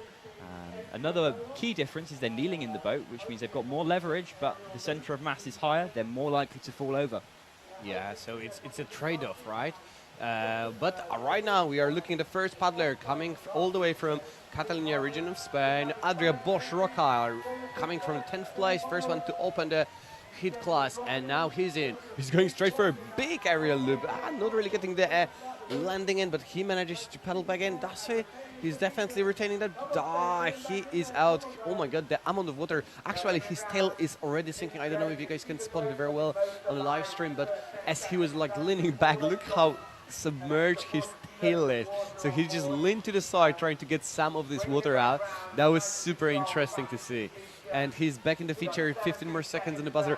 Look, just by going in, he's already so much on the toe back. That shows how actually flashy this boat is, because it sits much lower with this extra 40 kilograms, obviously. And that hole requires you to be very retentive. And that's going to be it for Adria Bosch. First round, 50 points. Not a bad result, but it's not official yet. Yeah, we'll have to wait for the judges to deliberate over any kind of questions over tricks. We have 3 judges all looking very closely, overseen by head judge Shep. And their scores will be averaged together to get the final points for each of these competitors. Well, we are actually in the semi-finals. Yes, my apologies. Yeah, so that's actually, so it's a bit different from preliminary. So yes, they're going to have 2 runs, and one of them is going to count. So they actually can afford making a mistake, but they have to step up their game. And we have a score for Adria Bosch. It's 80 points. Yeah, it's a good start. He'll be looking to improve on the second run. But as always, once you've got that baseline, it's much easier to kind of go for the risky tricks in the second ride. Certainly. And hopefully get enough points to make it through to our finals. There will be 5 competitors going through to the finals, so we're cutting the field in half. We've got 2 heats, 5 paddlers each. We have paddler number 129, Raimar Poffenberger from Germany, dropping into the hole, going for an entry move, managing to just retain the feature. He'll now be full of water, so we'll have to see what his next trick is. Going for a spin to the right, and moving on to the right-hand side of the hole, just to try and set up for his next trick now. Bit of a side surf, trying to pull himself a little bit backwards. There we go, going for a cartwheel, a little bit over vertical, but unfortunately flushing. He's now going to have to make his way back up to the hole you can see the water inside of his boat making his life not overly easy. Looks like he's trying to tip a little bit out there just to make it that much easier and the boat that much more responsive. He's now just trying to move it back into the hole, but unfortunately not managing it. And that'll be it for Raimar Stauffenberg from Germany. Well, that was the score is already in 40 points. So a solid entry, a spin, good opening. But we could see, as you were saying, like as he was paddling, just trying to tip that boat a little bit. It's so funny when the water is just like splashing out. I really wish they had like the water guns just literally like pulling it out from under the jacket and just like, oh, I'm gonna get out a little bit and splash in the public. How amazing would that be? But obviously, well, it's freestyle, but they are here competing in the World Championship, so they want to save time and make it most. I wonder if it's allowed, whether you can still bilge pumps. So like boats have those automatically exiting ports. I wonder if that's possible. Who knows? Oh, somehow I think probably not. I'm sure there is some technological advantage that could be thought of. We are right now looking at the carbon OC ones, which is crazy. But I'm sure, well, there is some another level stuff we could be expecting maybe at some point in future if that category stays. But what are we looking at is Connor Proud. Connor Proud representing Team GB. So Connor getting into that eddy on the top right and now dropping into the feature. He's looking very focused, making sure he hits the right spot, getting that entry in, nice, really good opening. The boat was slightly elevated. We'll see if that was enough to convince the judges. Oh my god, a beautiful lane loop, possibly looking for this bonus is definitely span the boat at least once around. So that's going to be some points for that spin. Not sure if that was a full 180-degree rotation that was initiated without the paddle. Maybe this one. Now he looks for a loop, not really getting the boat around in that loop. Fighting really hard. Seems like I thought he's going to make it. And it's 10 more seconds. Is he going to be fighting back for it? Look how high and tall this boat is. Yeah, the leverage they get in these boats is quite incredible. But then, of course, there's the trade-off. They've got the weight as well. So they need every bit of strength and advantage they can get. Unfortunately, that's going to be it for Connor Proud. Provisional scores are saying 50 points, but we'll have to see what the judges settle on. It keeps changing. So the judges, what's happening? Why the score is changing? So what's happening? The judges would tick off what they think the paddler has scored, and we have the score 56 points, 67 points is going to be Connor's first. Look at him. I think his boat is going upside down. That's hilarious. So currently sitting in the second place with solid 56.67 points out there. Well, good opening for him. But we're chatting just like about what it means that the score is changing. Judges are like having a look into, so they're trying to memorize the ride and then like have a look into, okay, well, I think he actually got that bonus. And I think what happened over there, because he was really looking for these clean bonuses, and then like they eventually gave it to him. They were like, not during the ride, but like, okay, we're going to come back to it. But right now we're looking at Yves Moustro. Yeah, he's dropping into the hole, going for a left McNasty. Very difficult trick in a open canoe, just because of that weight and the extra amount of boat that they've got to push around. Going for the loop as well. Unfortunately, flushing, he's going to have to paddle his way back up to the eddy. And again, with all of that water sloshing about, it certainly makes it that much more difficult to get back up into the hole in time. He's got 20 seconds left now. He's going to try and have just enough time for probably one or two more tricks before the buzzer goes, plugging for a loop. Unfortunately, missing the loop and flushing on it. I think he's going to call right there. Yeah, that's what was probably it for his first ride. But it's fine. As we said, it's semifinals. They're going to have two rides. And the first, the worst ride is going to get dropped. So the best ride is going to count. So he can afford it, but he really needs to step up his game in the second round, right? Yeah, I always like to think of the preliminary rounds as seeing whether the competitors can be consistent. They can always score high. And then the second round is about looking at, well, what's the maximum that this person could possibly do? Yeah. And it's kind of these different filtering systems and formats that we use to then get our final competitors. Speaking of that, we've got Owen Kelly. Looks like he's dropping down now. I believe he's had a thumbs up from the head judge. Owen is actually using a rafting paddle. He's been rafting for ages. He's the crowd's favorite. He said, well, he wasn't fan of Austrian before, but once he started it, he thinks it's super fun. So maybe that's an encouragement for others to to start it. Owen also has made semi-finals in the C1 this morning after a really good performance, coming in on 10th place. Was very happy with that. So, well, let's see what he has for us in OC1 then. Here he goes. Kicks up with a beautiful entry move, nice execution. Look at the size of the hole next to his lob. Definitely a lot of water is going to be getting in over there. So he cannot waste the time for setting up, and he's plugging in. He's just getting rejected completely, trying to fly in, but it's not happening. Even rolling that boat is difficult, but he's very experienced swimmer, so he can manage it. 20 more seconds. I think he can make it. It's enough, but it's definitely really hard. Well, he definitely has some good leverage on that rough paddle. Well, he's just very familiar with it, obviously. That's why he's using it. And, okay, 7 seconds. He's almost there. Can he make it? Okay, lovely. He's in the feature trying to get a spin, okay, into a shove it. Oh, my God, yes, that was a shove it. Spin into a shove it. That's an amazing combination. So there's a combo move named Spinning Around the World, and which is super interesting because it's 2 spins and 2 shove it's linked together. So you would do spin, shove it. And a link bonus, so the bonus for linking the moves is actually worth more than tricks itself.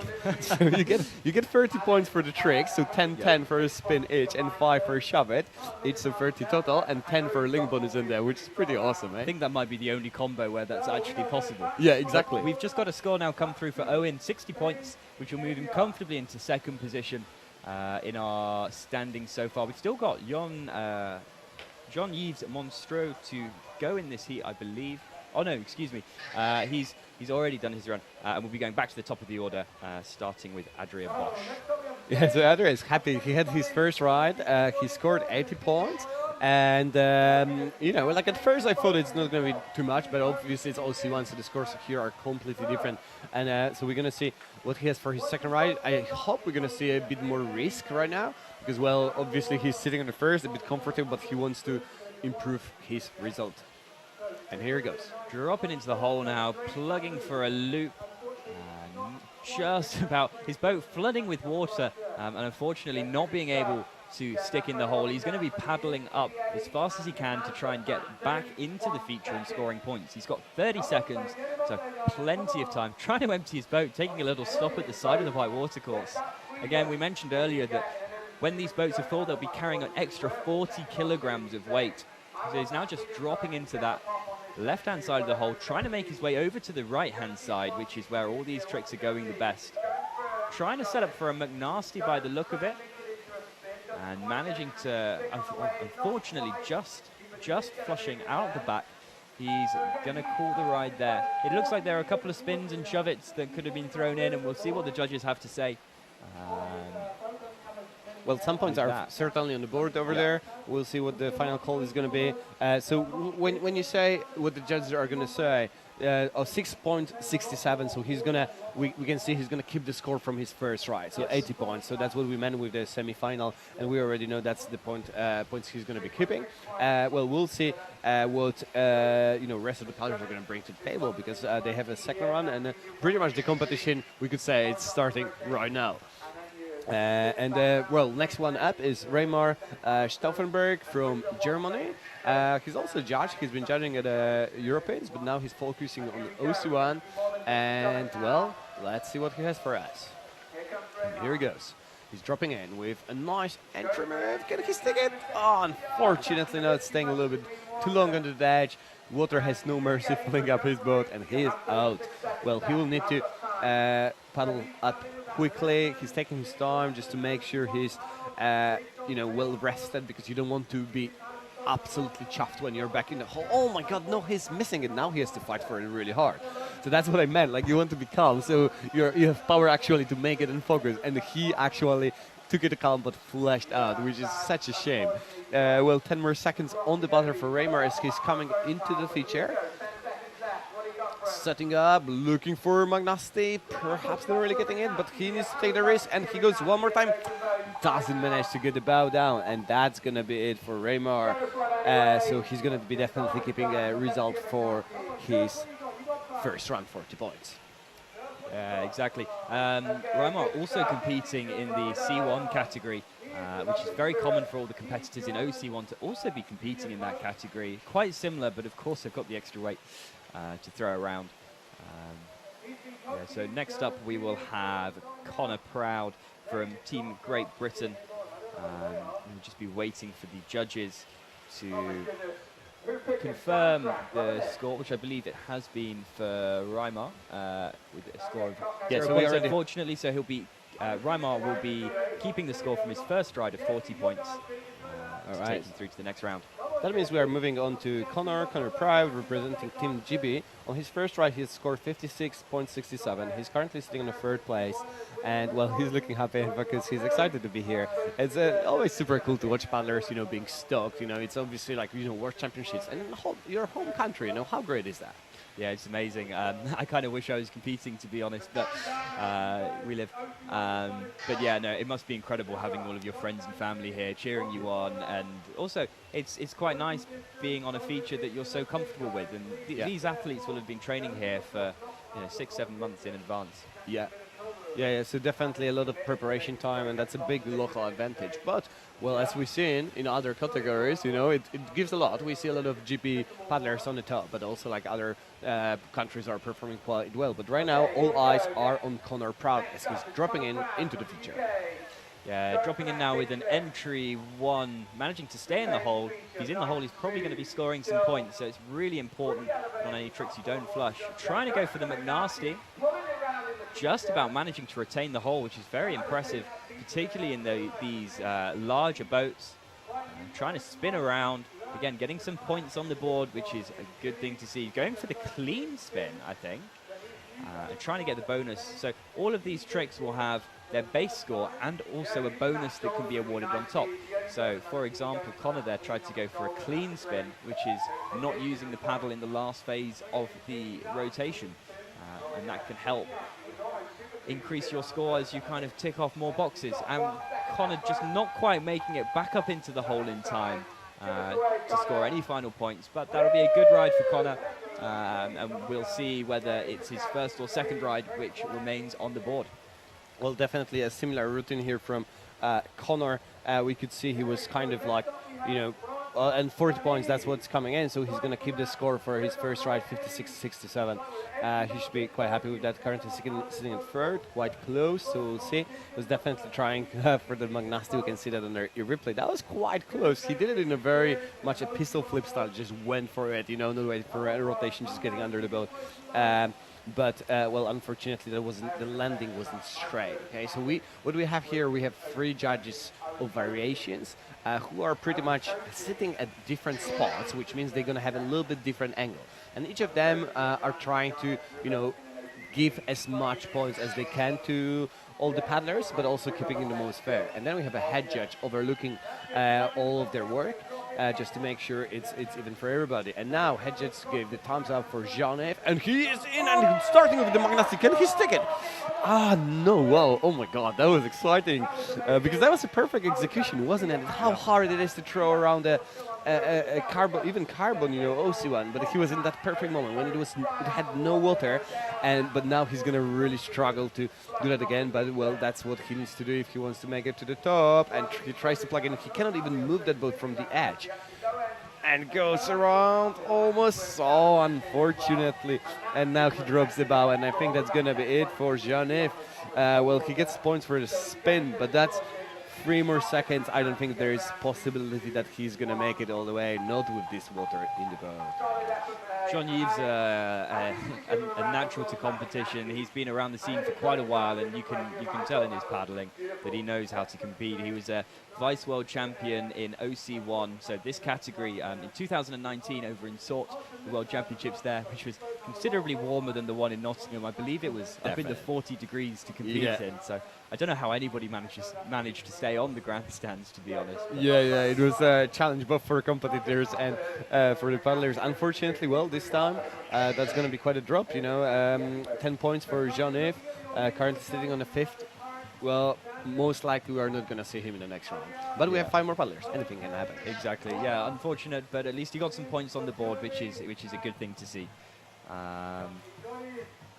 So next up we'll have Owen Kelly, home local to Nottingham, although competing for Team Ireland.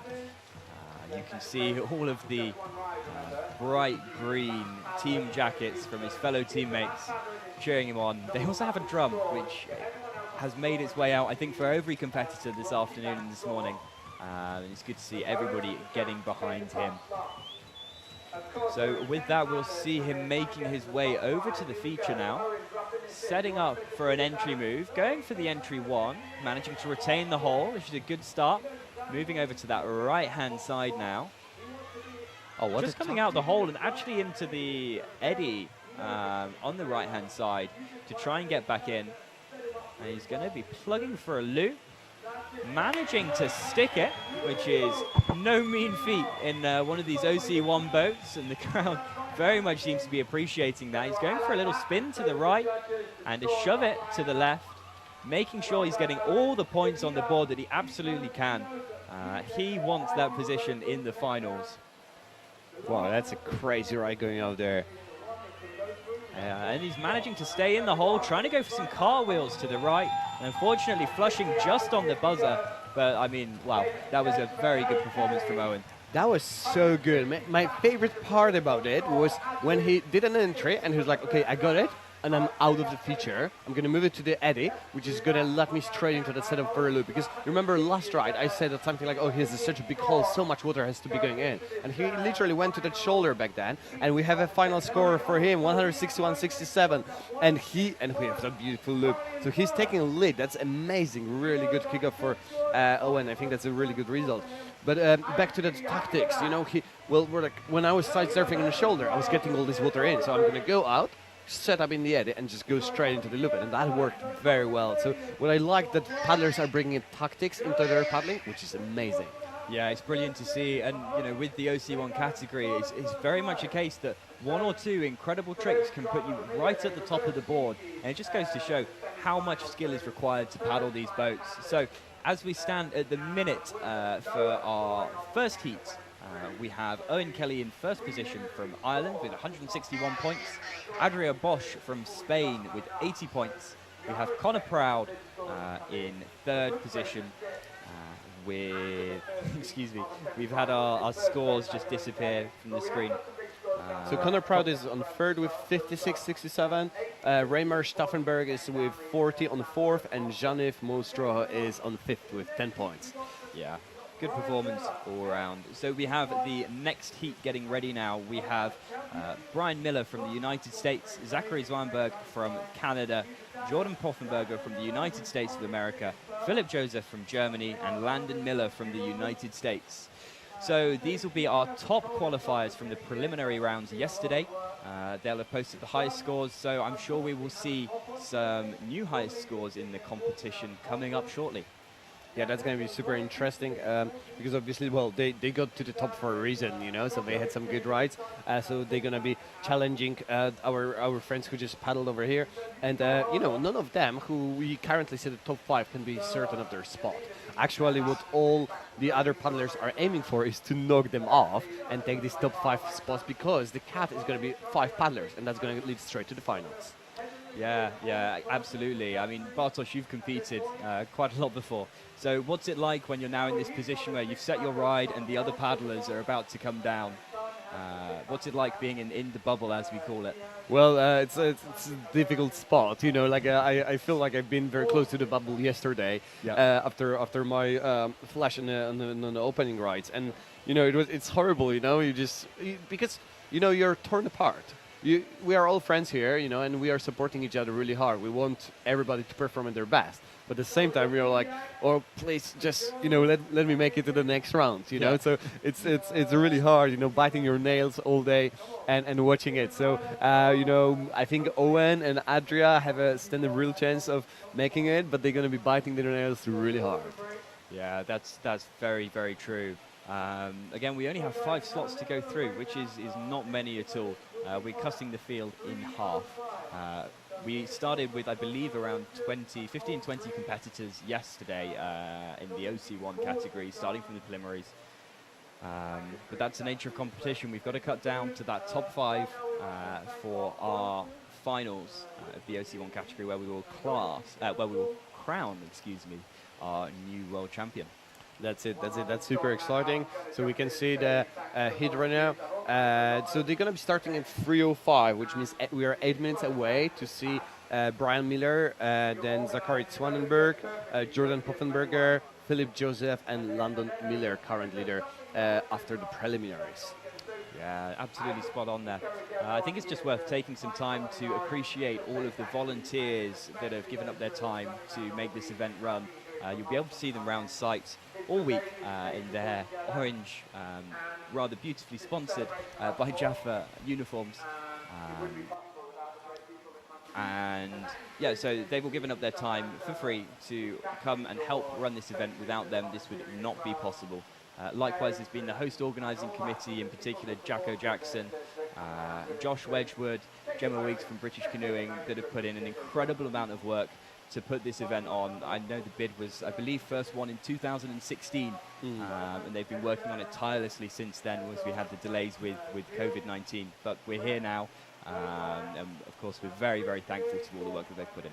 Yeah, and I mean, like, it was worth the effort, you know, seeing all the grandstands, seeing all the atmosphere that's building it up. It's like, well, Nottingham is the place that deserved these World Championships for a very long time. That was overdue, nearly, you want to say. But it's great, all the effort that it's been put in, and it's amazing to you know, all these athletes to have them here, and you know, the amount of spectators we have constantly, and all the volunteers. And I mean, we are just starting. We're just like day 3, you know, running prelims and semifinals, and all our stands are pretty much full over most of the time, which is incredible, and it's all thanks to the effort, you know, of putting a great event together. But one of the things that actually gets these people in is not the fact that it's only the World Championships, but it's also World Championships Festival. So what's that about? Yeah, so there's not only this elite competition running over the week, we also have a number of other events which is open to ICF athletes who are competing here, but also we have, for example, the Young Guns Freestyle, which we had last weekend. It was such a success that we're bringing it back on Saturday to get young children involved in the sport and really trying to build their confidence and really sample the atmosphere that's here. Likewise, we've also had schools come and try canoeing for the first time here. I walked through the car park and I saw about 4 or 5 full-size coaches parked up, bringing children for their first time to try out kayaking, and then come and watch the competition and hopefully become inspired to take it up. Who knows? Maybe we're gonna see a new world champion among them, you know, in a couple of years. How amazing would it be? Yeah, it'd be brilliant. It'd be absolutely brilliant. And that's the whole kind of ethos behind this event, is around the community and it really bringing people together. So, you know, we also have other competitions like the Flatwater Freestyle, which has been running yesterday and today. We have the Downriver Freestyle, which will be running today. We have the world's biggest loop, which is, I believe, a new competition format where we've got a bit of PVC to hang up over the inlet gate, which is the feature just above twin waves. And we'll be seeing how high the athletes can get out of the water. We also have Synchro Freestyle on Saturday, another first for the ICF Canoe Freestyle World Championships, where 2 athletes will enter into the inlet gate and perform a synchronized routine. There's some innovation in the competition format going on right here. Yeah, for sure. I'm super excited. Well, definitely. I mean, it's hard to say to which one I'm looking forward the most, actually, because it's just crazy. You know, the amount of different events, and you know, flower freestyle, bring freestyle to the flower game, that's pretty amazing. And then downriver, that's going to be also super cool to see, sort of, you know, what kind of tricks can be thrown in the area, while the biggest loop, that's just crazy in its own, you know, that I can imagine. I've seen some promotional videos, you know, when they are just throwing in, you know, the loop and just trying to touch the bar, or like kick it with the paddle, with the boat, which is super, super fun. And then finally, synchro freestyle. How crazy is that going to be, you know, to have like 2 paddlers and just like trying to perform same stuff in one feature? That's so cool. Yeah, I remember myself and Matt Stevenson, one of the C1 paddlers here, probably 4 or 5 years ago, we thought it would be funny just to drop into inlet gate and try and do a lunar orbit at the same time. And you know, who knows? That's Maybe it's come from there. But we see lots of people doing it now just for little clips on, you know, Instagram and Facebook. But it's really cool to kind of see that come as an actual event where we can see and have a little competition. It should be fun and friendly, and we're looking forward to seeing the creativity that people bring to it. Yeah, it's super interesting, especially because inlet is so sort of like even spot, you know, like so you can really. I think it's very unique in like kind of, you know, worldwide. You don't get many features like this, you know. It's just like perfectly formed, and you can like really trust it when you move around, so you can really plan for it, and it just sounds like another level, you know. Yeah, I'm excited to see what the top score will be for that. But yeah, it's all good fun and all part of the ethos that we're going for this event, which is all about bringing the community back together after the last 2 to 3 years where we've been apart because of COVID, and that's a really good part. In fact, you can see now on your screens the how high can you go test that's run the one, yes. 2 to 3 weeks ago for the world's biggest loop event. And we're hoping to see. Look at that. They're actually snapping it with their bow as they're finishing the rotation. So that's how you actually should maybe measure, like, just there. That's going to be so exciting to see. Yeah, so I believe it's going to be set first in the day, and then it will gradually be raised as it goes, as each person taps higher and higher. And I believe we're going to be starting our next heat shortly with Brian Miller from the United States, Zachary Zoenberg from Canada, Jordan Poffenberger from the United States of America, Philip Joseph from Germany, and Landon Miller from the United States. Worth pointing out, Jordan Poffenberger, bib number 6. So all bibs between 1 and 10 indicate a reigning world champion who is here to defend their title. So I'm sure that Jordan will be working hard to make sure he makes it into the top 5. Yeah, and if correct me if I'm wrong, but I think Jordan is currently reigning world champion in this category, right? I believe so, yeah. Correct, yes. Yeah. So well, that's going to be definitely quite an entertainment. He also made the cut today in the C1, just because I think he was 9th or 10th. But you know, he will definitely be looking forward to you know, improving that, because he's no stranger to the top places on the podium. While you know, we are looking now at Brian Miller. He's just like getting ready, getting through his routine. I think the thumbs up was in the air already from the chief judge. He had a look at the feature. And ladies and gentlemen, we are here with second round of semifinals. Brian Miller from United States of America dropping in.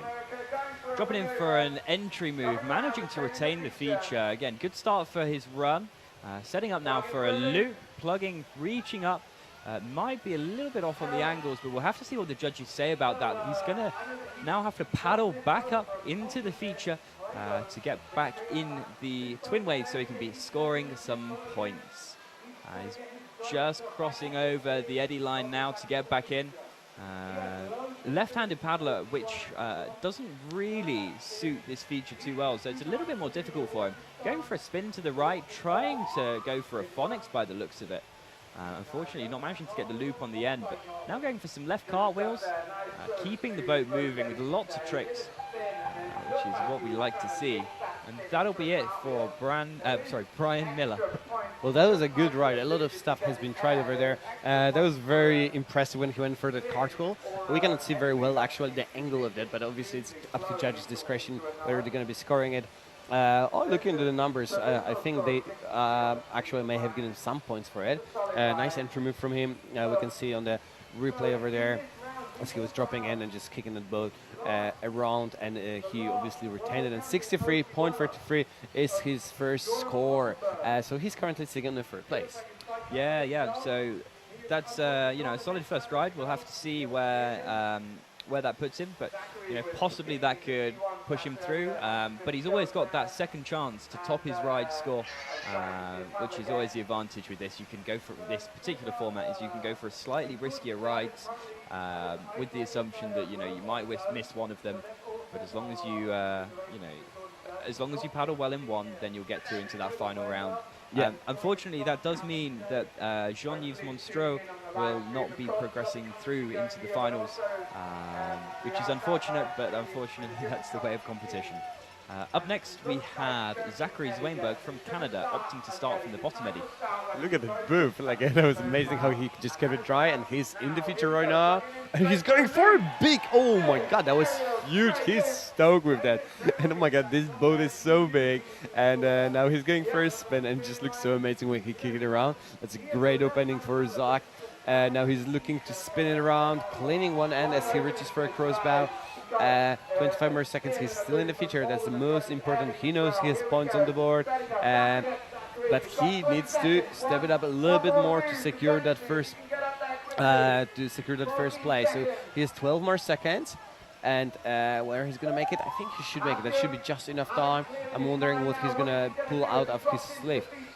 4, 3, 2, 1, and he looks for a cartwheel. Doesn't really manage to get that bow down well. I imagine it's super difficult, but well, amazing opening of the ride. Yeah, exactly, and that'll put him straight up into the second position. Very good run, and I think a big part of that was down to that massive loop that he did. Hopefully we'll get a replay of it in a second. Just seeing him dropping in here from down, going straight for the loop. Yeah. Whilst his boat's nice and empty of water. Yeah. Imagine, like, I'm wondering how much water you can actually lose by being in the air. How much of the water would just fall out, but obviously you're going to get it again when you land, which is quite funny. So basically what we're saying is to do well in OC1, you just have to go flying the entire time. Totally. Just get an air bonus on every move, you're going to be fine. So we've got a confirmed score now for Zachary of 100 points, which is solidly putting him to second position. We'll have to see whether that's enough to pull him through into the next round. We'll only be able to start calling who remains in after the end of the second heat. Yep, and now we're looking at Jordan Poffenberger, coming all the way from US, reigning world champion number 6. And let's see what Jordan has prepared for us. Yeah, just entering the feature now, going straight for a McNasty to the left.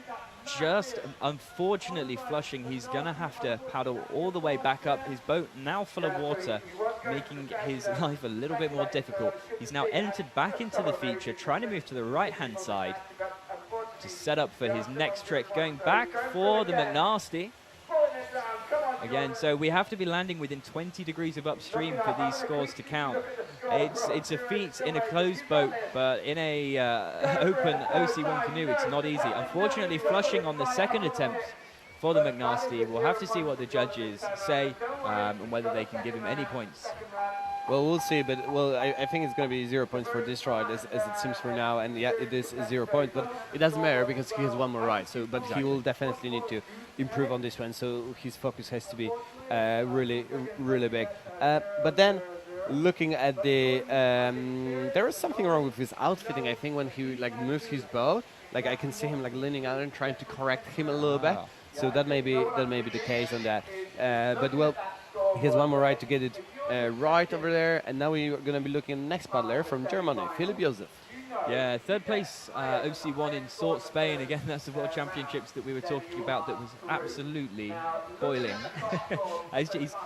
It looks like he's going to be taking the ride, starting the ride from the bottom eddy, not opting to risk the entry move, which is a good shout, I think. Moving over to that right-hand side, trying to set up for his first trick, going straight for the McNasty, managing to stick it. I think that's the first McNasty we've seen so far. Plugging for the loop. Oh my God. Managing to stick it as well. This is going to be a very, very strong ride already. No way. Oh, the back loop in the OC1. Wow, I don't think I've seen one of those before. So he's going to charge his way back up into the eddy now. Unfortunately, flushing on that back loop. Looking like he's not got too much water in his boat, which is always a positive. And it will make the last 10 seconds that much easier as he tries to go for another trick or two just to add to that total score. Going for a split wheel, it looks like, to the left. And then unfortunately flushing out on the end, but that it should be a ride that Philipp is proud of. He got a big McNasty, a big loop. Very impressive indeed. Yeah, amazing ride there from Philipp. And you know, just going for this back loop, just an idea, like like, headspace that you have, just like, oh, I'm just gonna back loop. You're in OC1, you're half full of water. He already went for McNasty, went for a big loop, and he's like, well, let's just do a back loop, and it looked like it nearly worked. It was nice aerial, good plug-in, and now we see that beautiful loop that he went for straight after that McNasty. He scores 236.67 points, currently taking the lead. Yeah, that'll put him into first position. I'm sure we'll be seeing him in the next round. Definitely, so he can be certain of that. But we don't know yet which place he will be seeing him at, because next one up is going to be Landon Miller. He's just taking the last adjustments into his boat. How many straps he has? He's just like strapping himself 5 times into that boat to get it. It's like, I swear, it's like a 5th strap that he's pulling in. Maybe that's the secret. Maybe you should take up OC1 Bartosz and try and concoct some type of outfitting just to give you the advantage. But anyway, it looks like he's topping up his airbags just a little bit to try and make sure that he gets as little water in his boat as possible. We'll just wait for the thumbs up from the head judge, Shep. It looks like he's got that now. And he's going to slide into the top eddy. My guess is that he's going to go straight for a loop, but we will see. Oh, he slid a little bit further than he wanted, I think. Going for the back loop. Just flushing, unfortunately. He's going to have to make his way back up to the hole with a boat full of water. Remember, these boats are not light as soon as there is anything inside of them. He's making his way across the little radial now into the hole. He's going to try and go for a McNasty to the right. That's an interesting technique because he wasn't spinning on the paddle blade, which is usually how you would McNasty. But there we go, going for a big loop. Unfortunately falling over just at the end, but we'll see what the judges give him for that ride. Yeah, that was very interesting, especially that loop. The question is whether he landed a trick and then flipped, or did he actually flip before landing the trick? And that's a big, 0 points. So he's like, nah, no worries, I got it. But it was super interesting where he started. It seems it slid him down quite a little bit too far, so he didn't have his time to pick the point he's going to enter. He just went straight and was like, oh, I'm in a bad place, I'm just going to go for McNasty. Yeah. I'm sure we'll be wanting to improve on that. He was our first seed from the preliminary rounds of the competition, so we know he's got some potential, much more potential to give, but we'll have to turn our attention to bib number 154, Brian Miller from the United States of America, just waiting for the thumbs up from our head judge, Shep, just whilst they make sure that all the technical systems are ready to record what he does. He's currently got a score of 63 points, which should be enough to put him through to the finals. So Brian's already qualified for the finals. That means that this is basically a victory lap. Or not quite a victory lap, but there's no pressure anymore. I think there's still maybe changes because he's right. 5th. But so he really needs to actually secure his spot with a bit extra points on that. Yeah, you're absolutely right. I got too excited. There we go. So just going for a couple of spins. I believe he tried a little loop earlier. Going for a couple of ends on the right. Hopefully scoring and getting above the 45-degree angle. Now going for some ends on the left. It's very difficult to cartwheel these boats. It's very impressive indeed. They're very, very bulky. Yeah, so now he's moving to that left-hand side of the hold for some more cartwheels, trying to get some more points on the board. Paddling backwards, trying to stay retained, going for the back loop. Unfortunately, not entirely straight, so flushing afterwards, but we certainly saw a lot of tricks in that ride. Yeah, definitely. The score doesn't reflect it yet, or it won well. So what was happening, like he was definitely going for cartwheels and spins, but very often one of his ends was vertical, but then the second one was flat. And that's a very difficult situation because a spin is 2 ends of 180 degrees under 45 degrees, while cartwheel is 2 ends above, and there is nothing in between.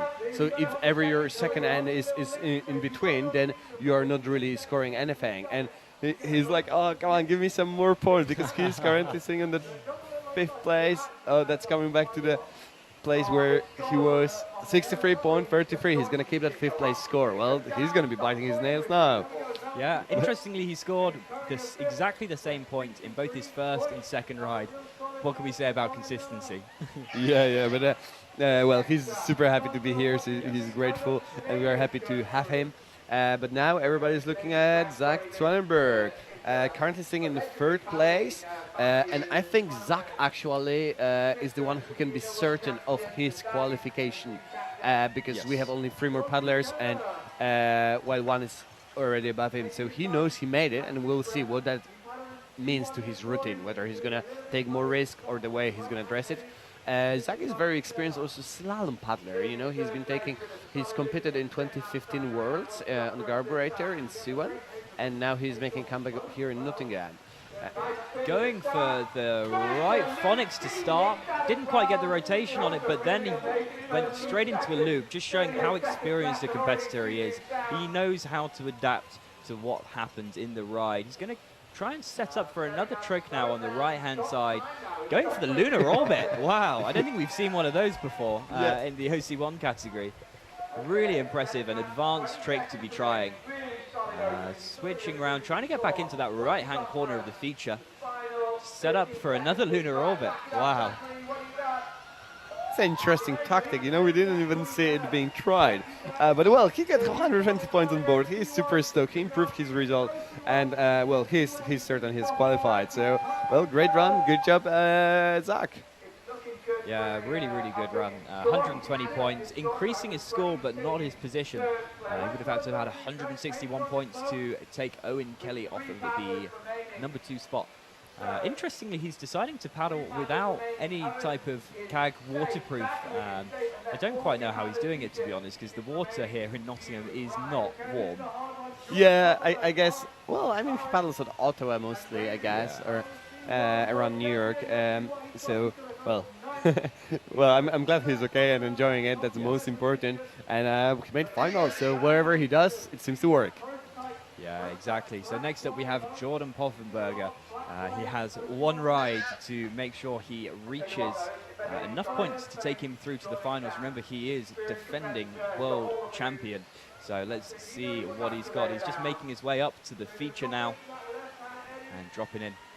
And Jordan Poffenberger, he really wants to stand up his game to get in, and he does. Amazing Monasti, and he's like, yes, I got it. 160 points on board straight away from him, no doubt, and he pretty much, well, already could be certain of qualification. So, well, you can see this experienced paddler. He was like, well, no worries, I don't mind. I messed up a little bit on the first ride. The second ride is going to be good. And, well, that's Jordan, you know, definitely super experienced paddler. Great C1 and OCN paddler, looking for a cartwheel over here. 10 more seconds. And that ride looks insanely good, but he's paddling hard. 4 more seconds. As he's back into the feature, he's plugging, going for a loop. Not really getting it straight around, but still amazing ride from Jordan. Yeah, really, really strong, and for sure I think that will pull him through into the top 5. Just going to show how seasoned a competitor is. We're just getting the score in now at 176 points, which will put him into the number 2 seed position for our finals of the OC1 World Championships. We'll also have to see if that changes. We have a couple more competitors. So Philip Joseph and Landon Miller, they still have the ability to push Jordan Poffenberger down in the standings, but we do know that he's qualified. Yeah, so Philip is actually going next. He's currently sitting in the first place, so he's not going to be affecting Jordan nor Adria, but the one that actually sitting in the bubble, we have Adria Bosch with 80 points. But there's one more person that we don't see in this top 5 from this hit, which is Landon Miller. And that's going to be super exciting. You know, this kind of vibe, what for is going to go Landon, because he's quite experienced, but also like quite crazy paddler. So we'll see where he's going to keep it composed. But for now, let's focus on Philip. Yeah, just entering the hole, moving to the right-hand side and trying to go for the left McNasty. Just surfing around, looking for his next move, attempting the McNasty again. He knows that this is one of the best scoring tricks in the OC1 category.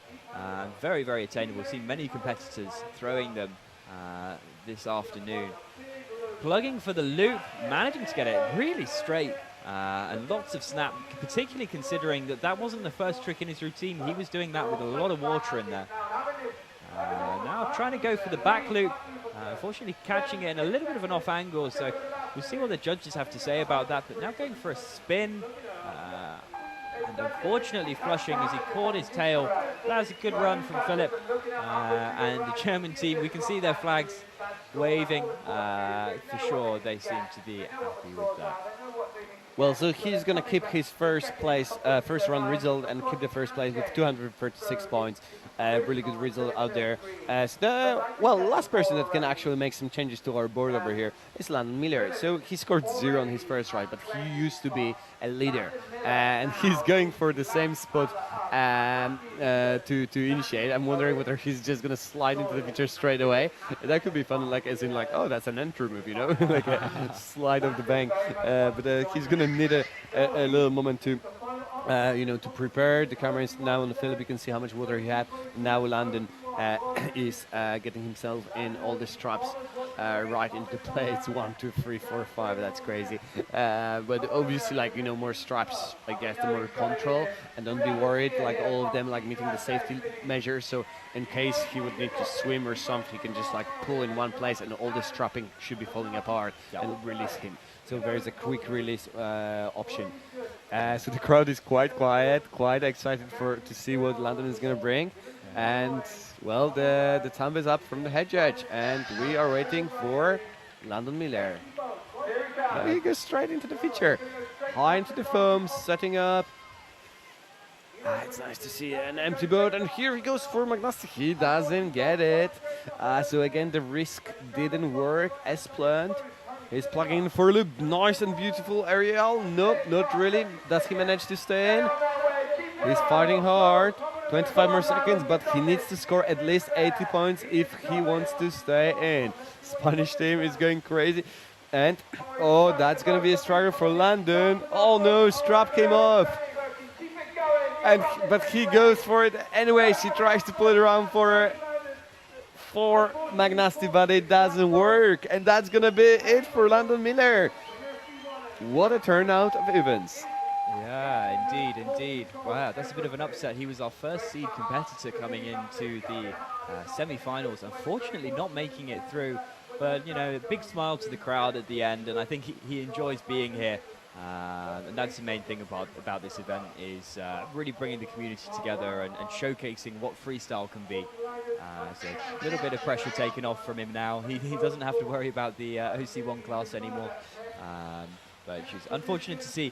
But we have our final order now for the OC1. That's a finalist, right? Yeah. Yeah, so we have Philip Joseph in first position with 236 points. Jordan Poffenberger with 176 points. Owen Kelly with 161 points. Zachary Weinberg with 120 points, and Adria Bosch Roca with 80 points. So that will be our final order for tomorrow's final. Yeah, and that's going to be exciting to see what the guys are going to be bringing to the table. But for now, what's next? So guys, please stay in, because there are big finals coming up. We do. We have our first finals of the week. We have women's squirt finals, followed by men's squirt finals. It should be particularly interesting. Otti Robertson-Shaw yesterday in the semi-finals of squirt, putting down an absolutely monster ride of, I believe, 1,980 points, 1,980 points. That was a new ICF record, I think. I do believe. I believe the previous one was set by Claire O'Hara, 1,800 or something around that. I think so. 1820. It was on Ottawa. So that was crazy, and it seems unbeatable. And then Otto just comes in like, well, here's a step up.